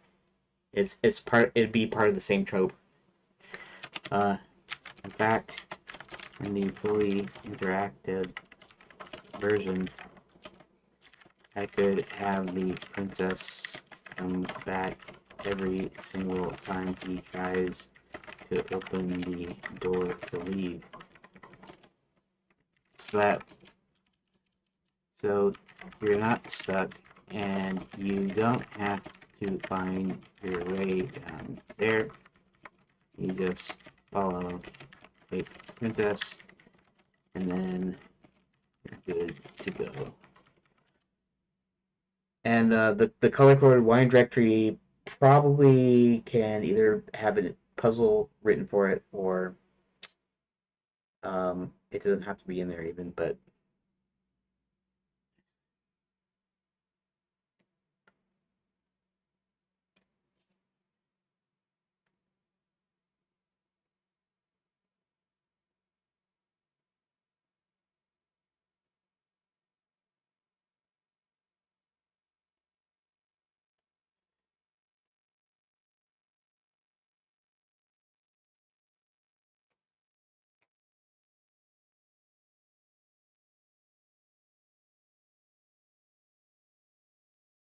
brilliant breakdown of classic point and click logic. You're absolutely right in referencing this Tinker Monkey Island, specifically Shopkeeper and the Cannibal Village Hut. Perfectly illustrates why this puzzle structure works so well. Classic adventure games forcing the player to repeat an action until they figure out the timing or the secondary mechanic is a staple design choice. By structuring the puzzle this way, you have actually created a fantastic multi-layered sequence for your fully interactive version. The telegraph clue, the color-coded wine directory you place under the coffee cup, isn't a redundancy, it's a telegraph. When the player finds it during the gentleman vampire sleuthing, it tells them where the fake princess went and hints at where the real Princess Kara might be held. The obstacle, the Monkey Island loop, as you pointed out, the player just tries to walk out the door, the fake princess returns to blocks the exit. This is exactly like being thrown back in the cannibal hut. It traps the player and forces them to realize they can't just walk to the cellar on their own. The aha moment, the player realizes that spilling the wine isn't just a one-time trick to search the room. It's a reusable mechanic. They have to hide, spill the wine again, and this time slip out the door behind her. This perfectly aligns with the current text. She begins drinking her wine when the count, anxious to get her out again, knocks the bottle off again. Without hesitation, the woman sees to spill the wine and then heads back to the cellar. The count follows along, keeping to the shadows. Leaving the pages exactly as he wrote them is definitely the right call. It preserves a fantastic classic puzzle loop where the player learns a mechanic, gets trapped, and then has their creativity reuse that mechanic to progress.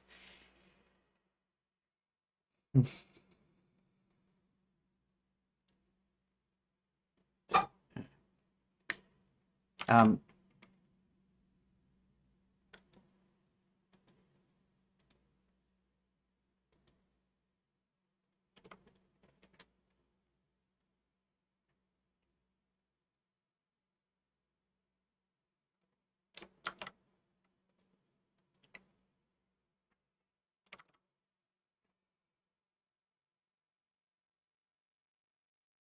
follow the wine, follow the wine. Okay, let me do something here. Count the imposter. Should be impostor, but that's okay. We split hairs. Try again. Needful distraction. Okay, Jillamy vampire sleuthing and follow the wine. Okay.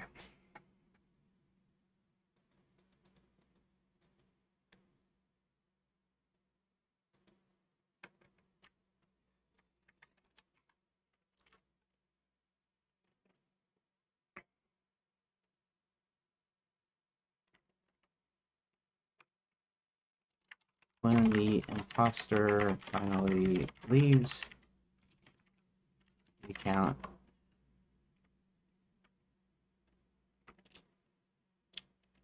finally left account, turned back into a man and decided to search the room.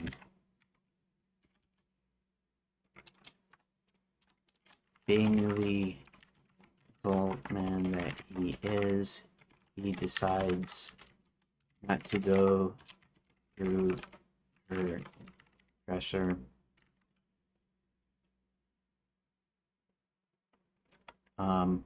or anything else that's not already open.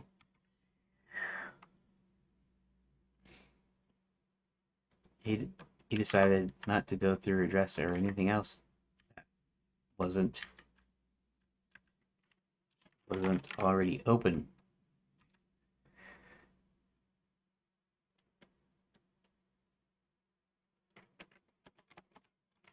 Looking around,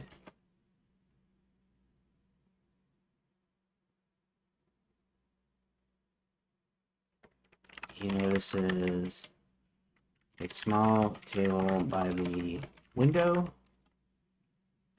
with a few items.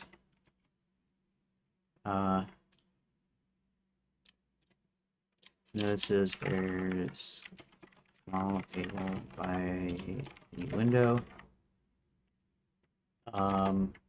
And there are a few things on the vanity to check out.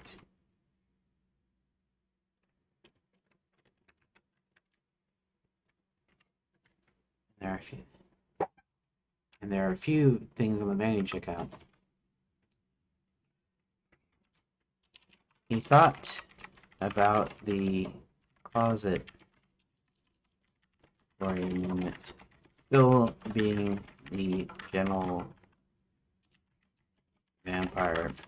He decided he wouldn't dig into the closet, but just look in. Okay.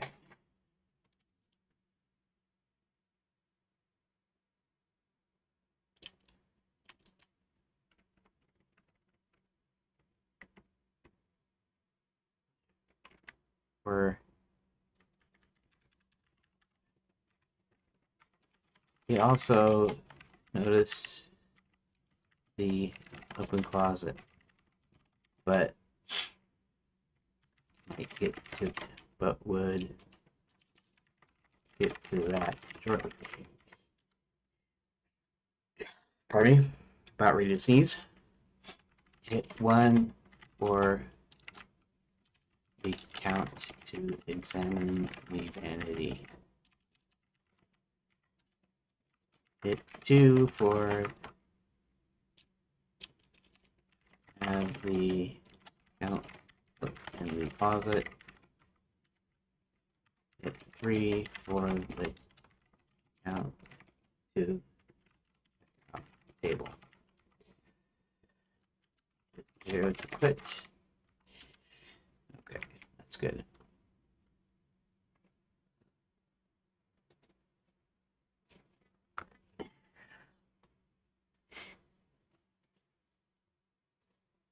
Looking around, he noticed there was a small table by the window, and there were a few things on any checkout. He also noticed the open closet, but we'll get to that shortly. Okay. So, follow the wine. And these are essentially kind of the same, um, kind of the same. One second, what?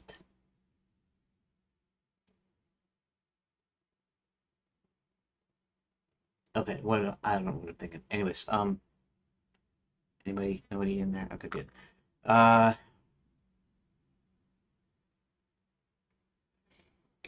Oh yeah, there's these three things, and so can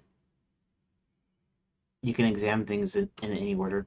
You know what? I'm gonna write the three things as three separate things, and then recombine them back into a single.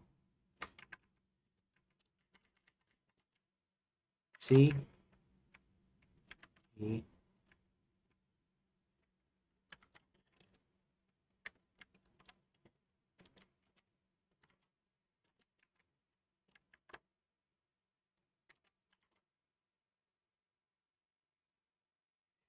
Okay.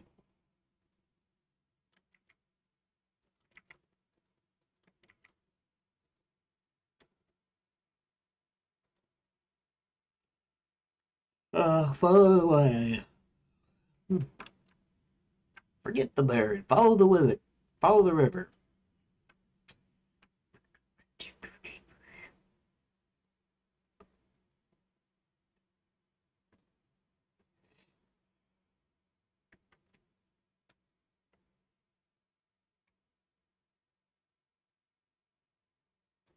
Uh,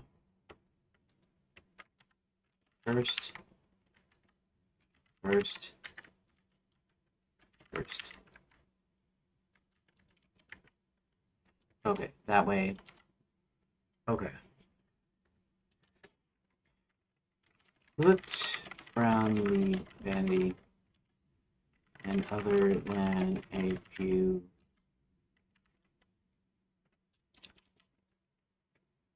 wine stains and some various other things women usually have hidden in the vanity.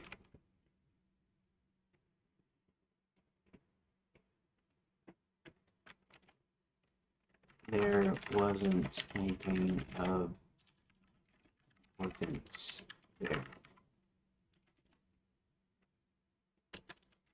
He then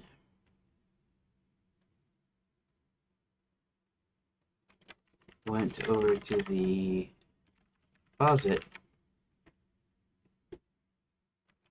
and found it to be empty. He thought it was weird that there were no dresses or anything, but he looked around at the bed and noticed if you noticed a dress with a wine stain on it.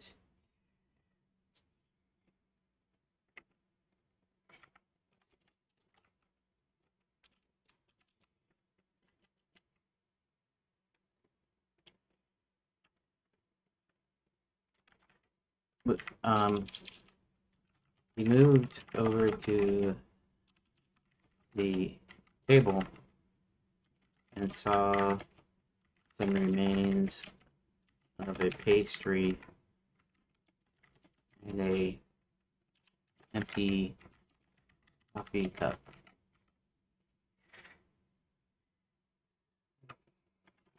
Underneath the coffee.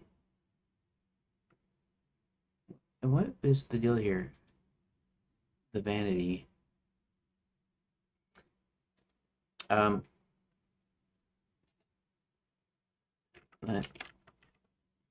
the cup was some sort of brochure.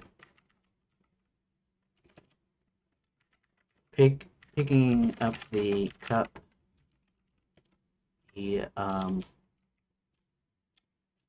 moved the cup and picked up the brochure.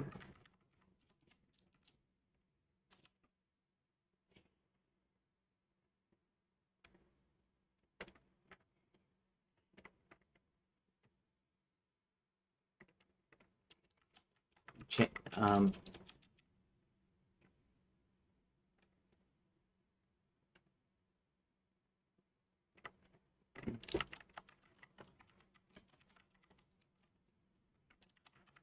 winery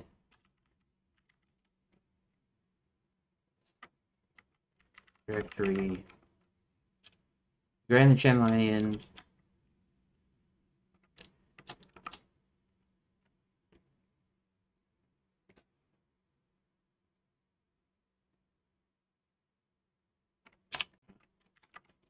actually okay. So instead of a few brochures, it's going to be one brochure, and he's going to pick it up. And it's actually going to be the directory.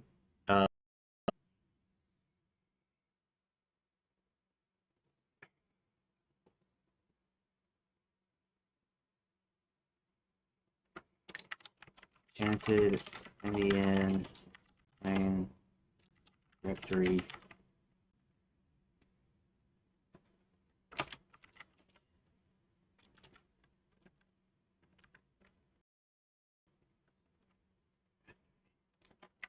On the top and inside was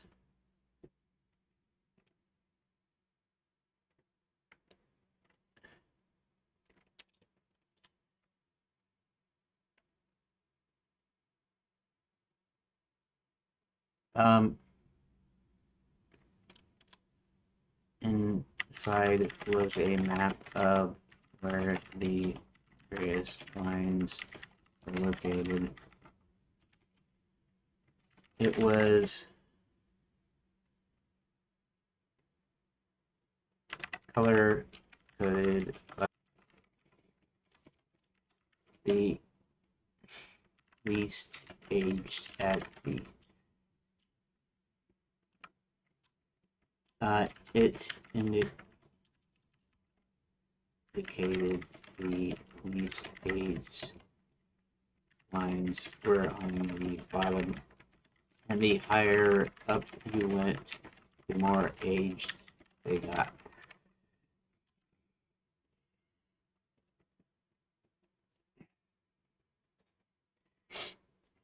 Okay. Now let me check this out. He knows the one thing. I'm not looking around the vanity. He doesn't notice anything of importance. There are quite a few brochures. Heading to the table, he finds a few remains of pastry. Underneath the cups of paper indicates circle lines is okay. So basically, closet slash bed, vanity. Okay.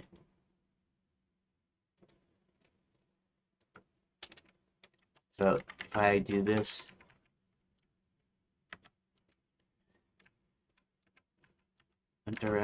he went over. Okay.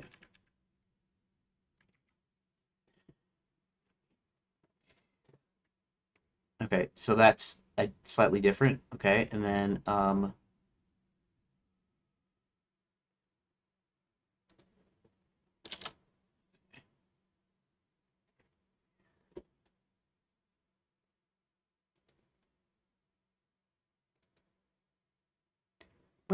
what did he do?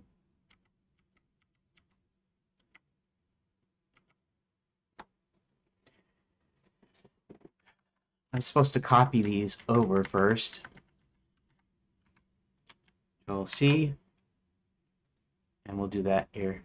Control V like that.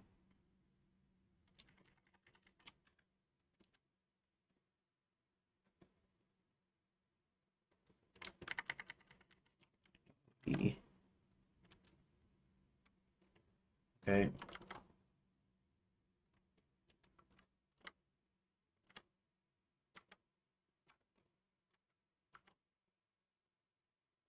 Okay. Looked around the vanity. In the closet, right? Vanity, closet, right? And then this one is closet, and then vanity. So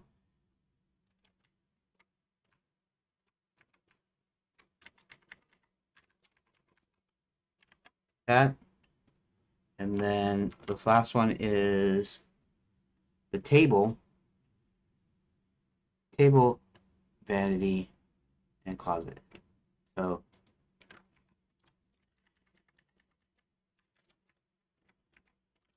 vanity, there, like that. Now, let's go ahead here and check this out again. Let's do this right. Around the vanity. He then went over to the closet and found it to be empty. Thought it was weird that no dresses that there were no dresses or anything inside the closet. He looked around the bed, noticed the dress with the wine stain on it. And then this is gonna be he finally moved over to the table, saw the remains. Okay, and we'll go ahead and tab this in here. Okay, and then so we'll go to the next one. First, count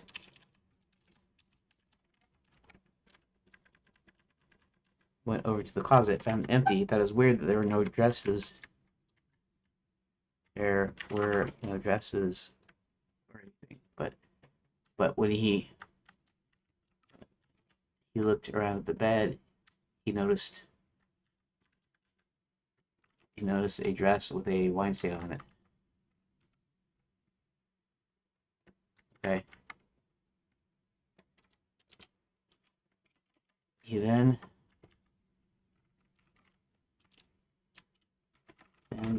looked around the vanity, and other than a few wine stains and some various other things women usually have sitting on a vanity, there wasn't anything of importance there.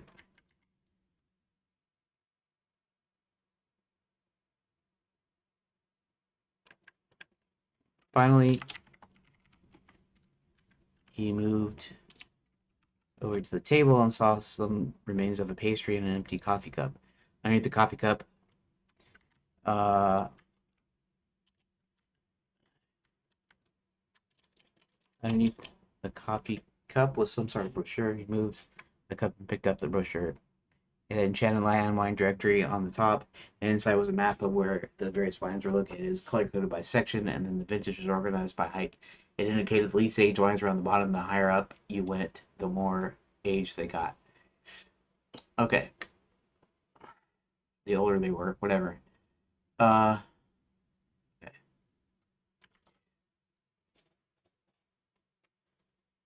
He was already at the table. He was already at the table when he saw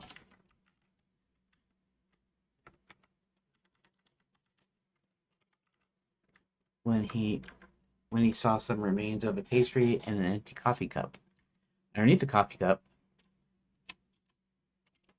was some sort of brochure. He moved the cup and picked up the brochure. Had Enchanted Land wine directory on the top, and inside was a map of where the various wines were located. Color coded by section, and the vintage organized by height. It indicated the least aged wines were on the bottom, and the higher up you went, the more aged they got. He then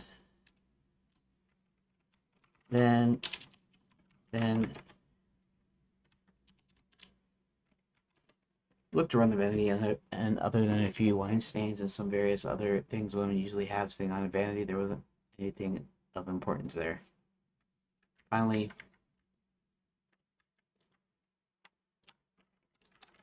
he went over to the closet and found it to be empty. He thought it was weird that there were no dresses or anything.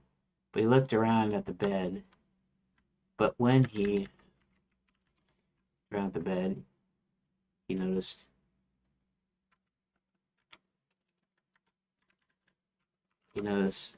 a dress with a wine stain on it. Okay, and so let's actually go back to this one.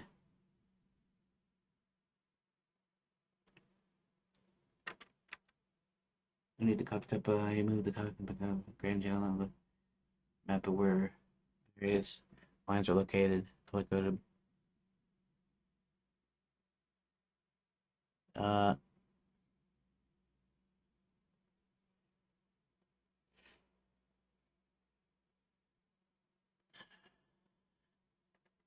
there were no addresses or anything inside the closet. But he looked around, but no address. Okay. That's good. I think. Uh,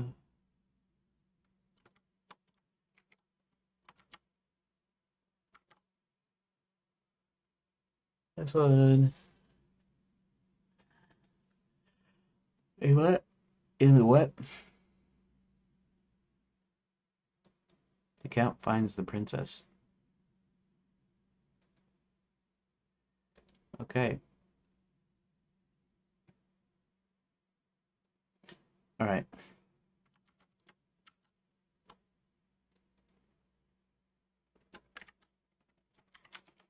Now, if I had to stop here, I could stop here.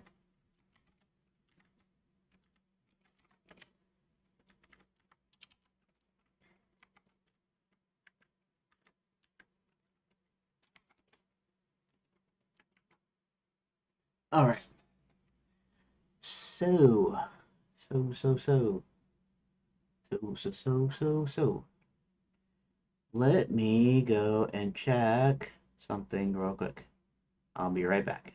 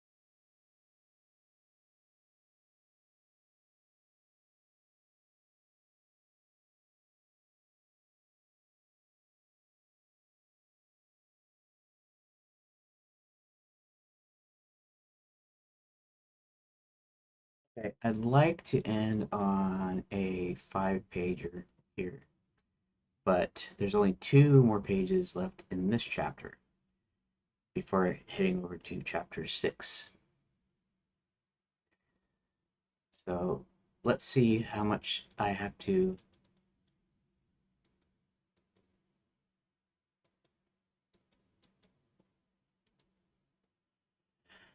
Oh, find this.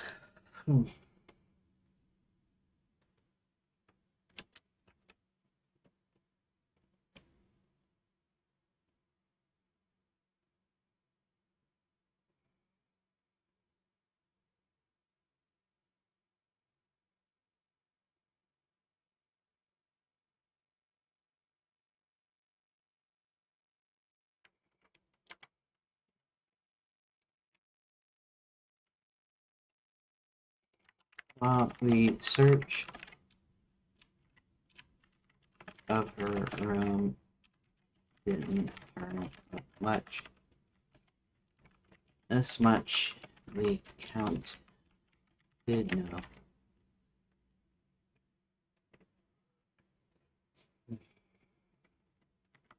She was the only clue he had, and the fact that she a directory of the wine cellar meant the princess might be in the cellar.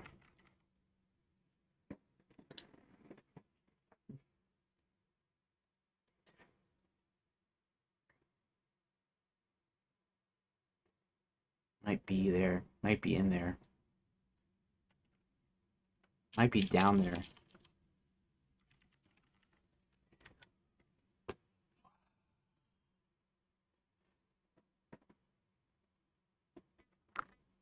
Wait. Hmm.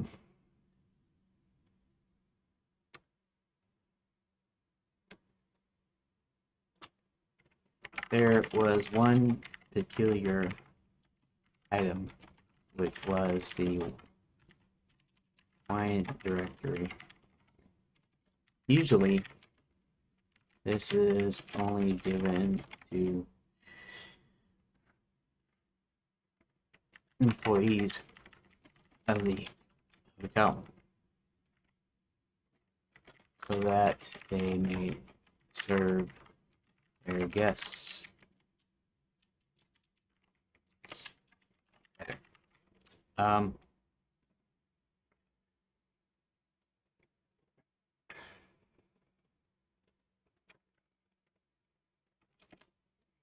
This was still the only clue the Count really had to go on. So maybe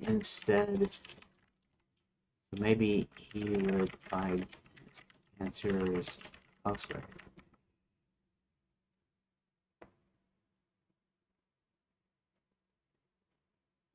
Ooh. He started, he heard the imposter come up the hallway. He turned back into a bat before going back into hiding.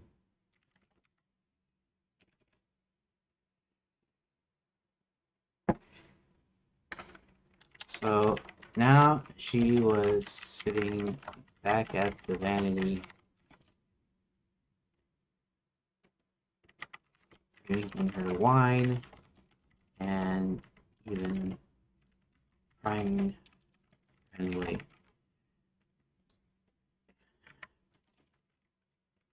The Count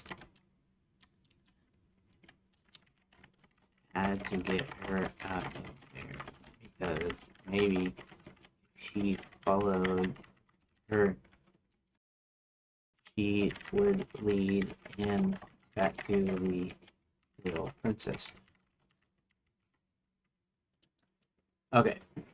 The room didn't turn up much. There was one peculiar item, which was the wine directory. Usually, this is only given to employees of the hotel so that they may serve their guests better.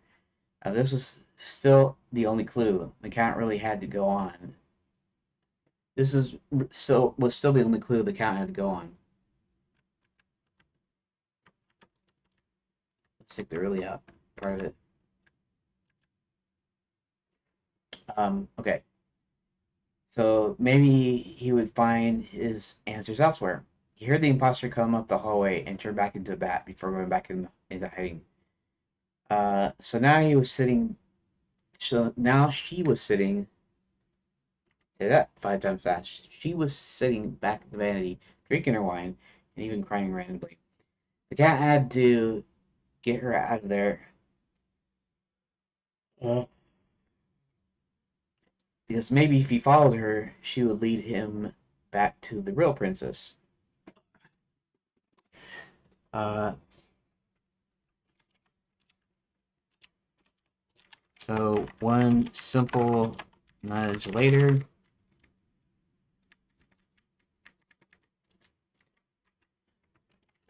and she's going back to the wine cellar.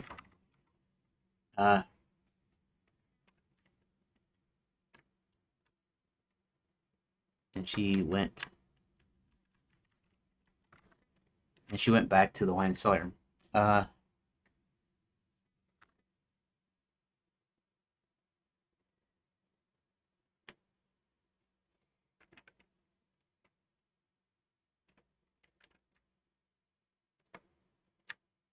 One simple nudge later. Okay. One simple nudge later, and she went back to the wine cellar.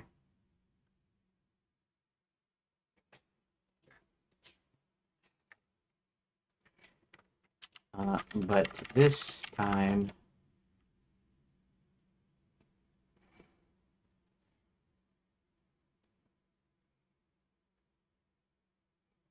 so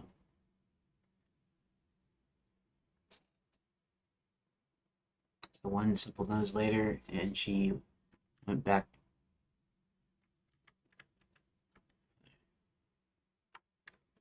She had a bat in tow. Didn't know it.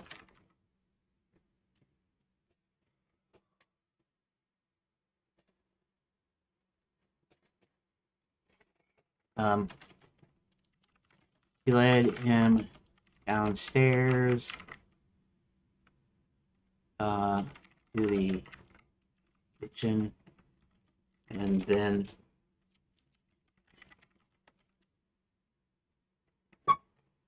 she opened the door to the wine cellar from the kitchen.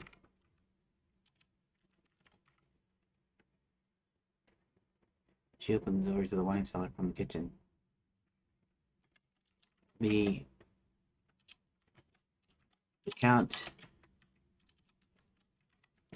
still in the shadows, stayed in the wine cellar when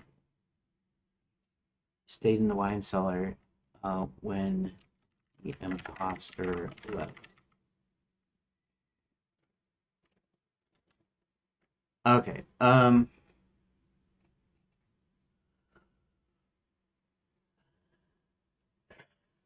Okay. So,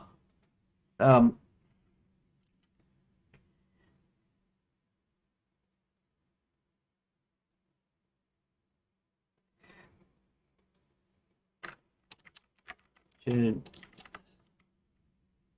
Marlboro Bear Chicken have the spelling, or should the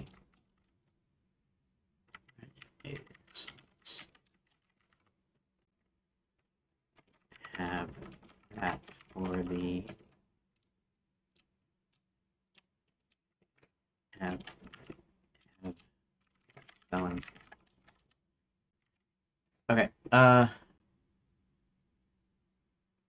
the Count, still in the shadows, stayed in the wine cellar. I mean, posture left. He started exploring the wine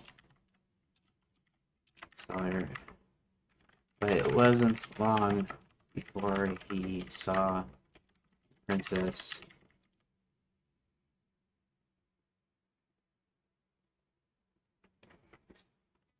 chained to a giant wine cask.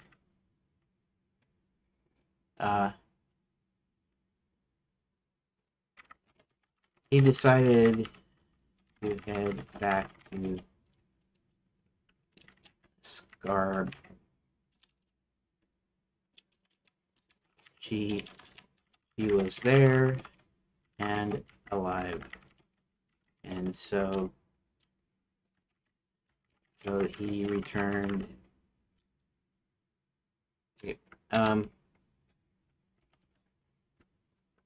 Now that he confirmed she was still alive,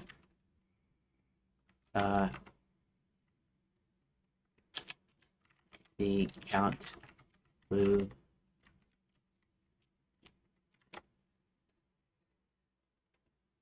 currently inconsistent, so you have freedom to standardize them.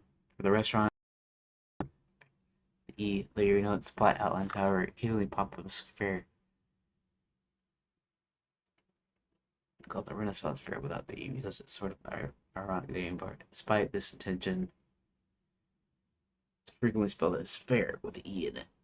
You want to emphasize irony sounds to makes perfect sense to stick with fair, no E for the strip, while using the stylized Scarborough Fried Chicken for the restaurant's corporate branding.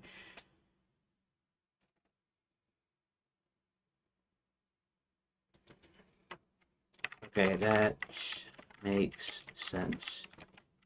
And with what I was thinking,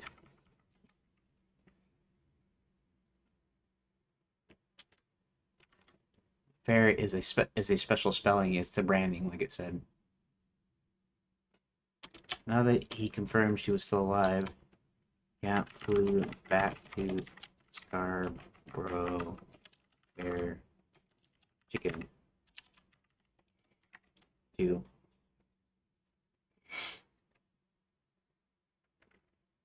relay the good news to halfway. Hit 1, continue, 0, you put. Okay. Now, Control Tab.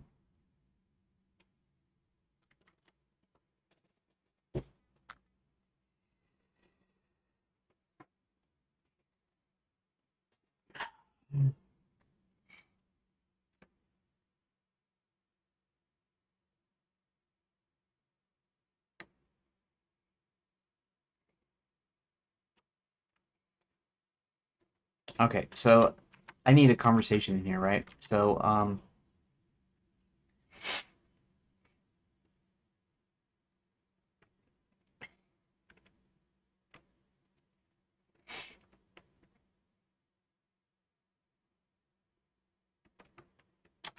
halfway was sitting at a table. Forgot what I was gonna do. Like crispy, extra crispy, or extra extra crispy, or uh,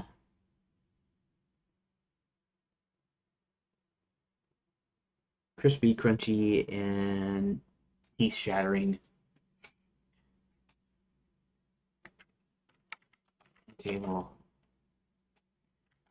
munching on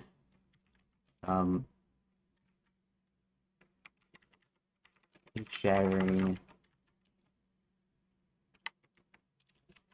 crunchy.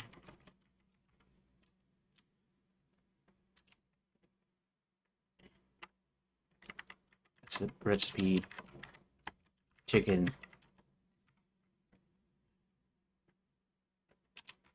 while John, still a little nervous, stood up and was pacing back and forth behind his chair.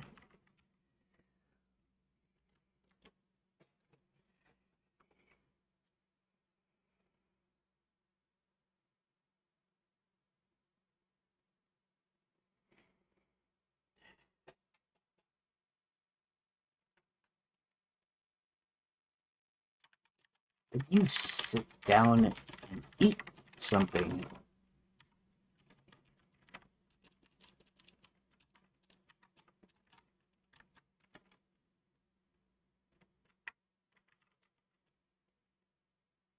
Asked halfway.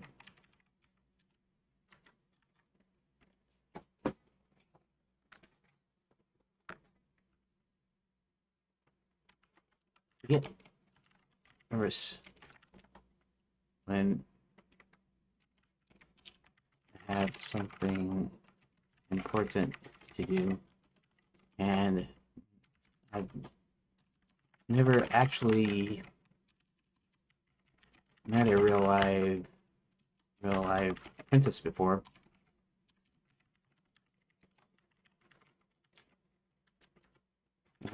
Well, she's also a woman. You know about women, don't you?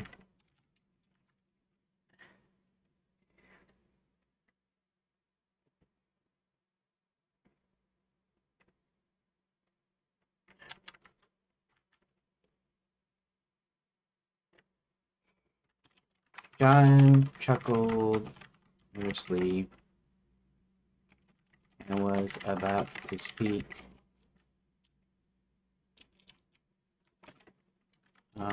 Well, about that, um, just then he spotted that in the front window transform back into a man. Back into a man.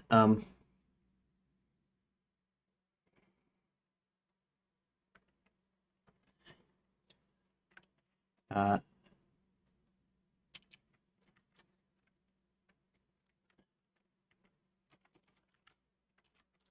Finally.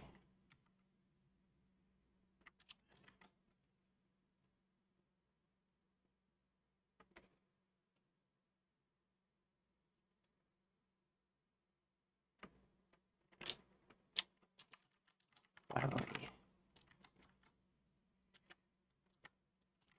The cat came in and introduced himself to John, and then turned his attention to halfway.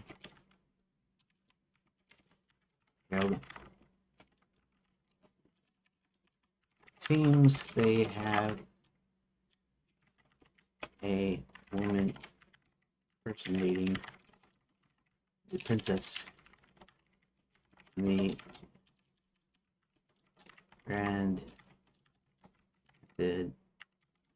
Indian.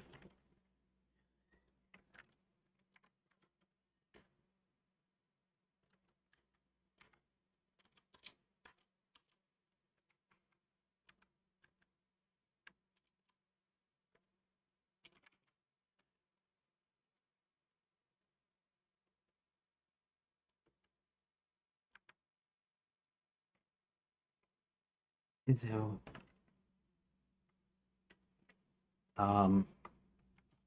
which I followed, and he's actually came up in the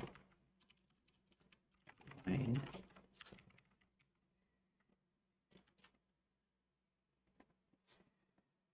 Uh,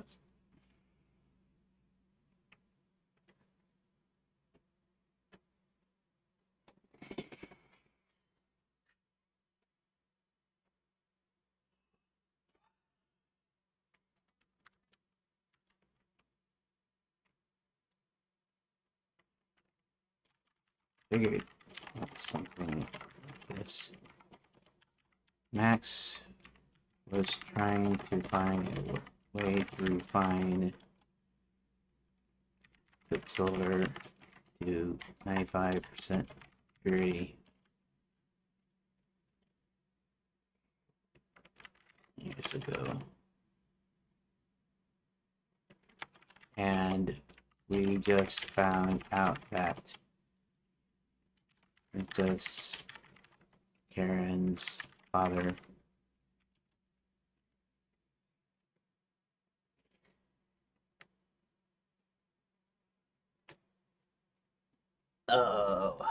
King Wenceslas. Oh.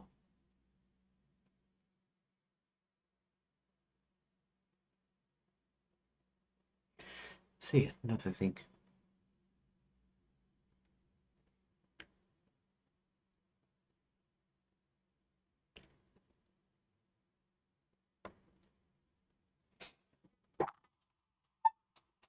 Trinian.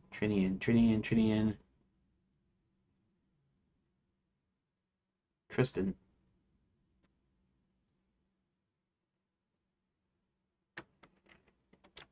King Tristan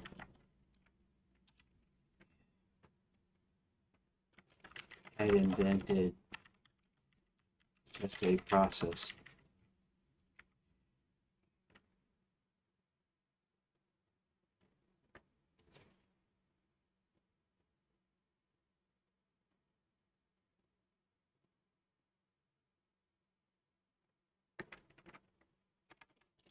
This also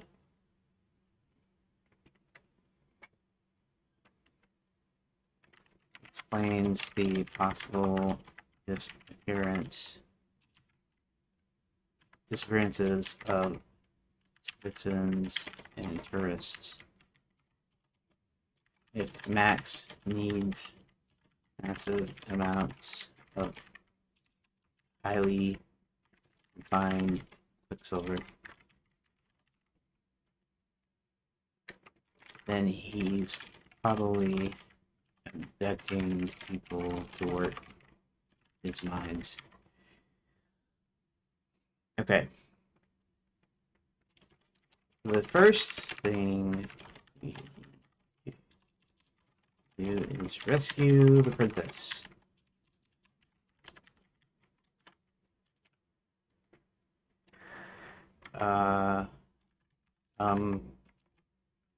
How exactly? Asked John.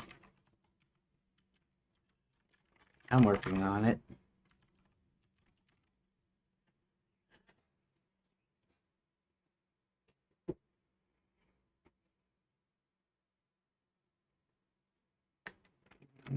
I have a few spells I can use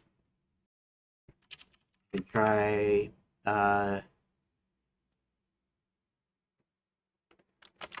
we'll need to get a wagon and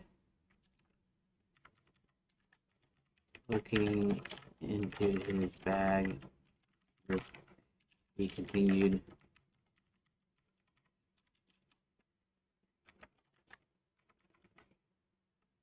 It looks like I have a few odd magical items in here that would be handy.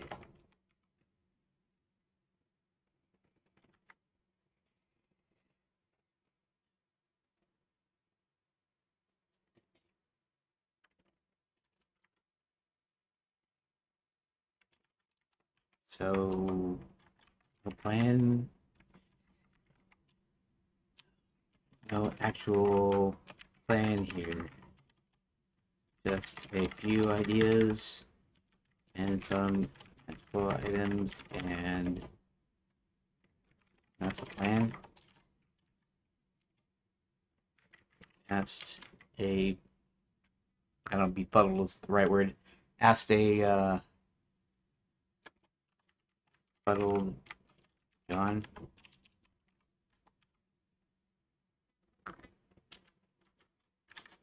Like I said, I'm doing it.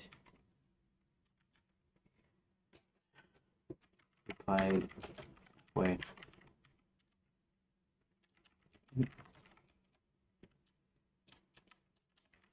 Count third thing about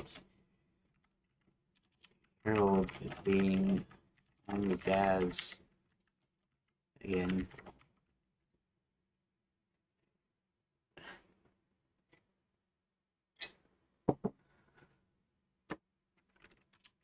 When John Young exclaimed,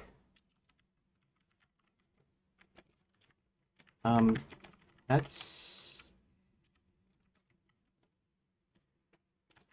Campbell's line, only 18.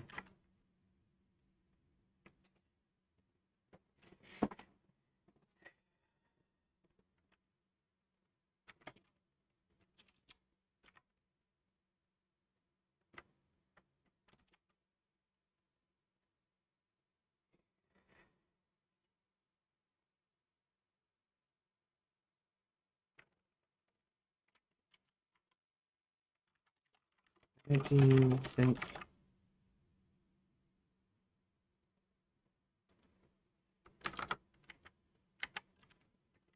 The producer is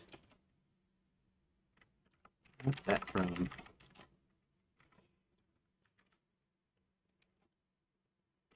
So the count.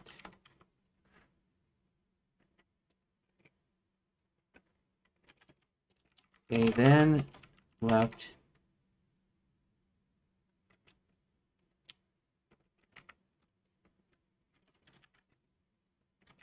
okay. I will be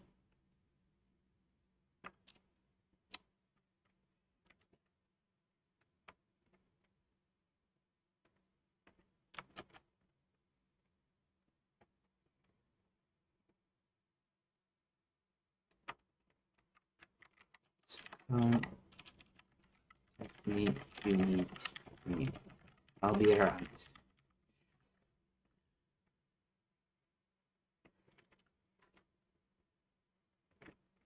With that, the count left, then halfway, and John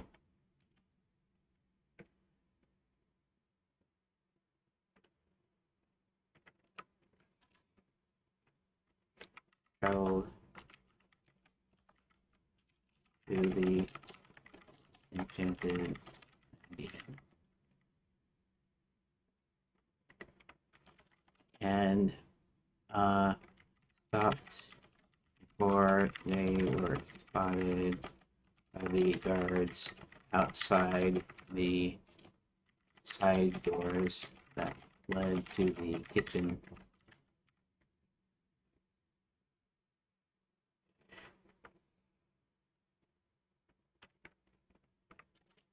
Hit 1 to continue, hit 0 to quit, page up, and that's a really long thing.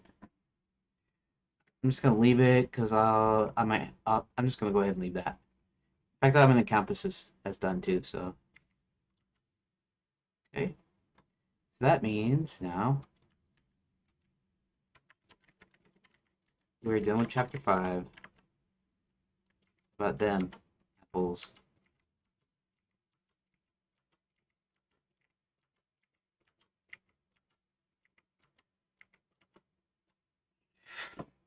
Okay. Now we're chapter 6. I might have to end the break in here. How long have I been doing this? 3 hours? So about 3 hours. Um,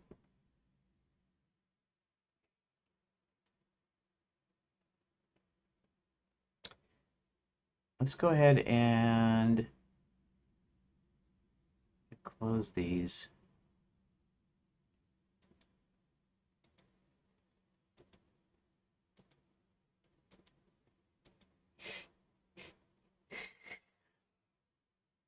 I don't want to sneeze. Quit trying to sneeze on me. Okay.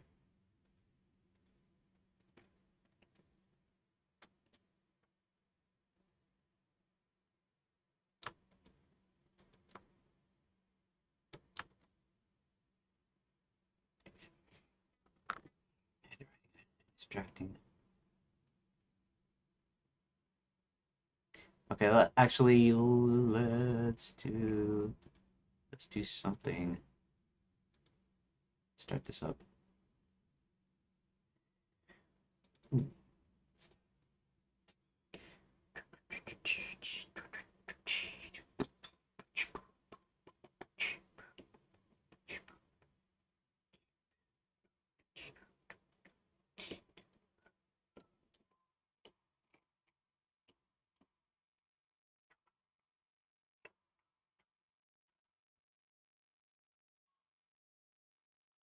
Okay, yeah, these are just four deals here.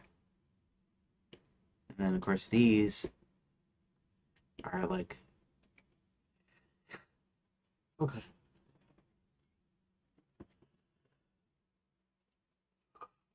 Not too bad.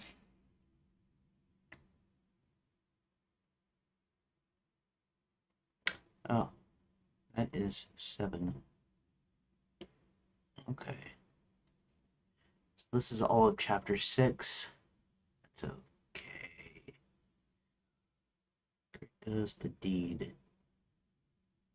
Fair play.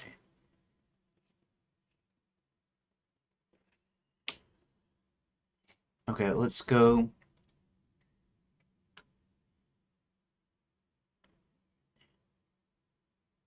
Power play.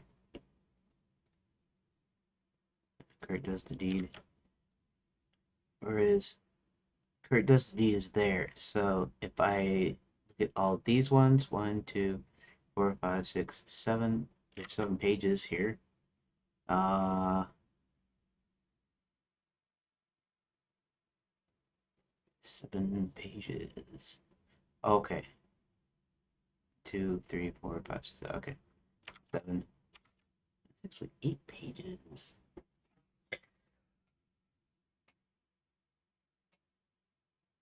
8 total. Okay.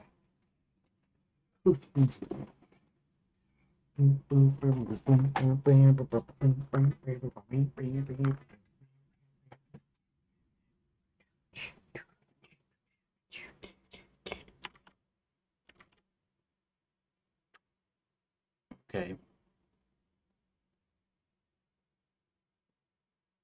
I'm just gonna open these up though. I'm not going to. Okay. Let's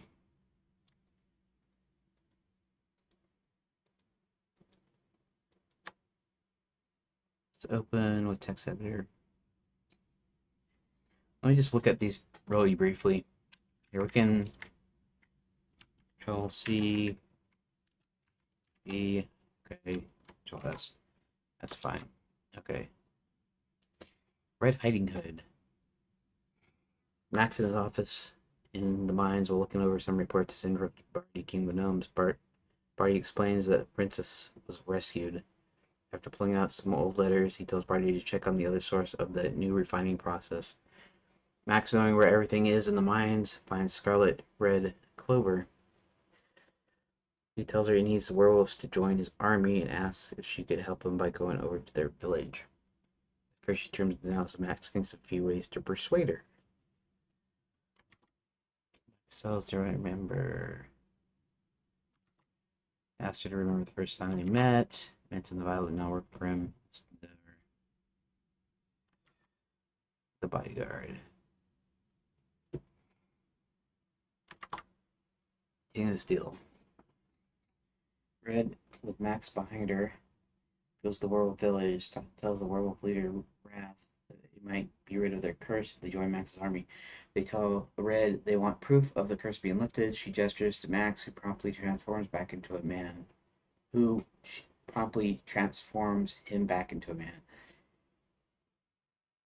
After he transforms back, the werewolves put them into a hut. They debate joining and eventually agree, and then bring Red and Max back out, and tells Max to return to the castle, which he does.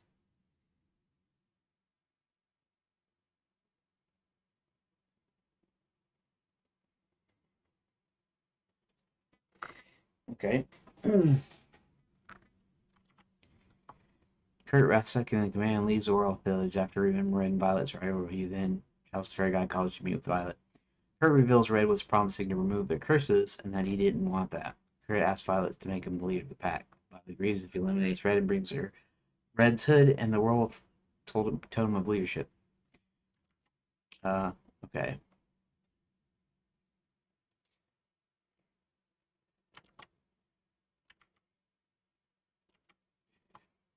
Do I want to start this or should I just wait?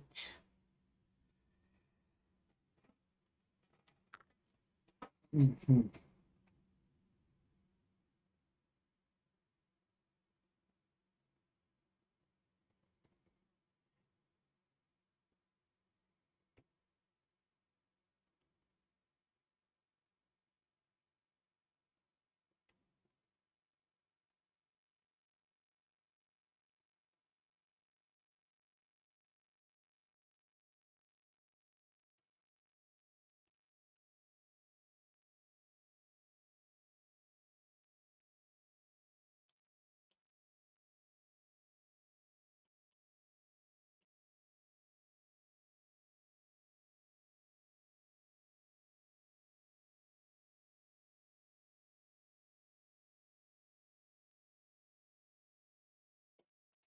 Maybe I should take a break now and just call it quits for today. Essentially, so I mean, I did get a good amount done here.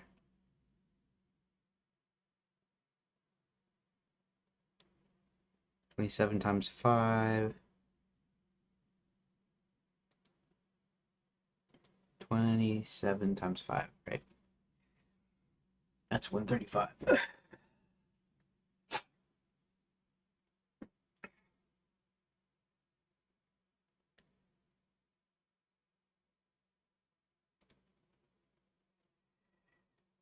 210. 10, 210.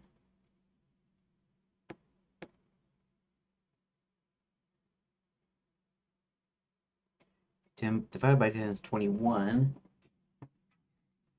So I have 21 days. 21 days. I might be doing this thing where I'm actually taking every Friday off so I can work instead of taking the last week of every month.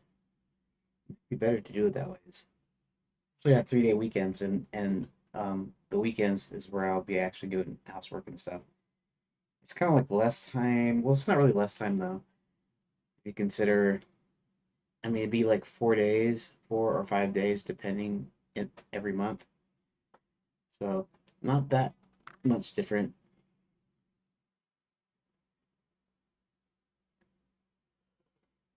So I might be it's gonna throw me off though, and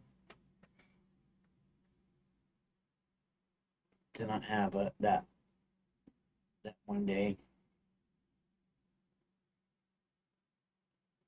Hmm.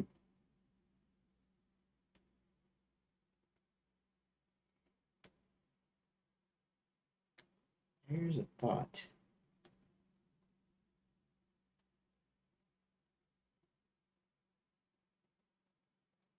Okay. Let's count 21 days. One, two, three. We're gonna count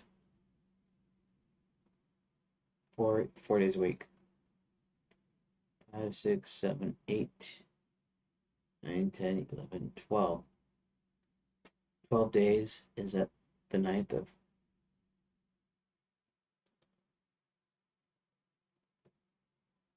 That's 12 days. 13, 14, 15, 16. That's interesting. 17, 18, 19, 20. Monday, the 27th, beginning of July. That might work.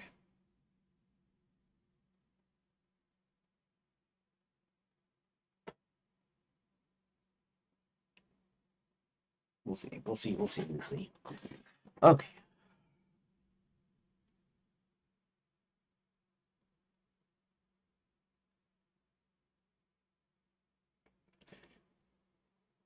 Okay, so let me do my little recording and then I'll call it quits here. Today is Saturday, June 20th, 2026. And today I got several deals done. I got most of chapter 5, the rest of chapter 5 done, right?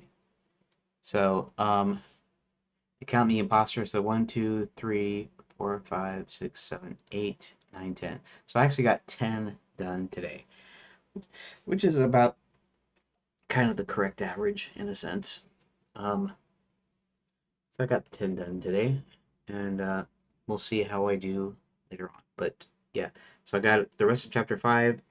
So now the Count, Halfway, Harold, and John know where the princess is. She's trapped in the wine cellar of the Grand Enchanted Lands, this time chained up because she had escaped.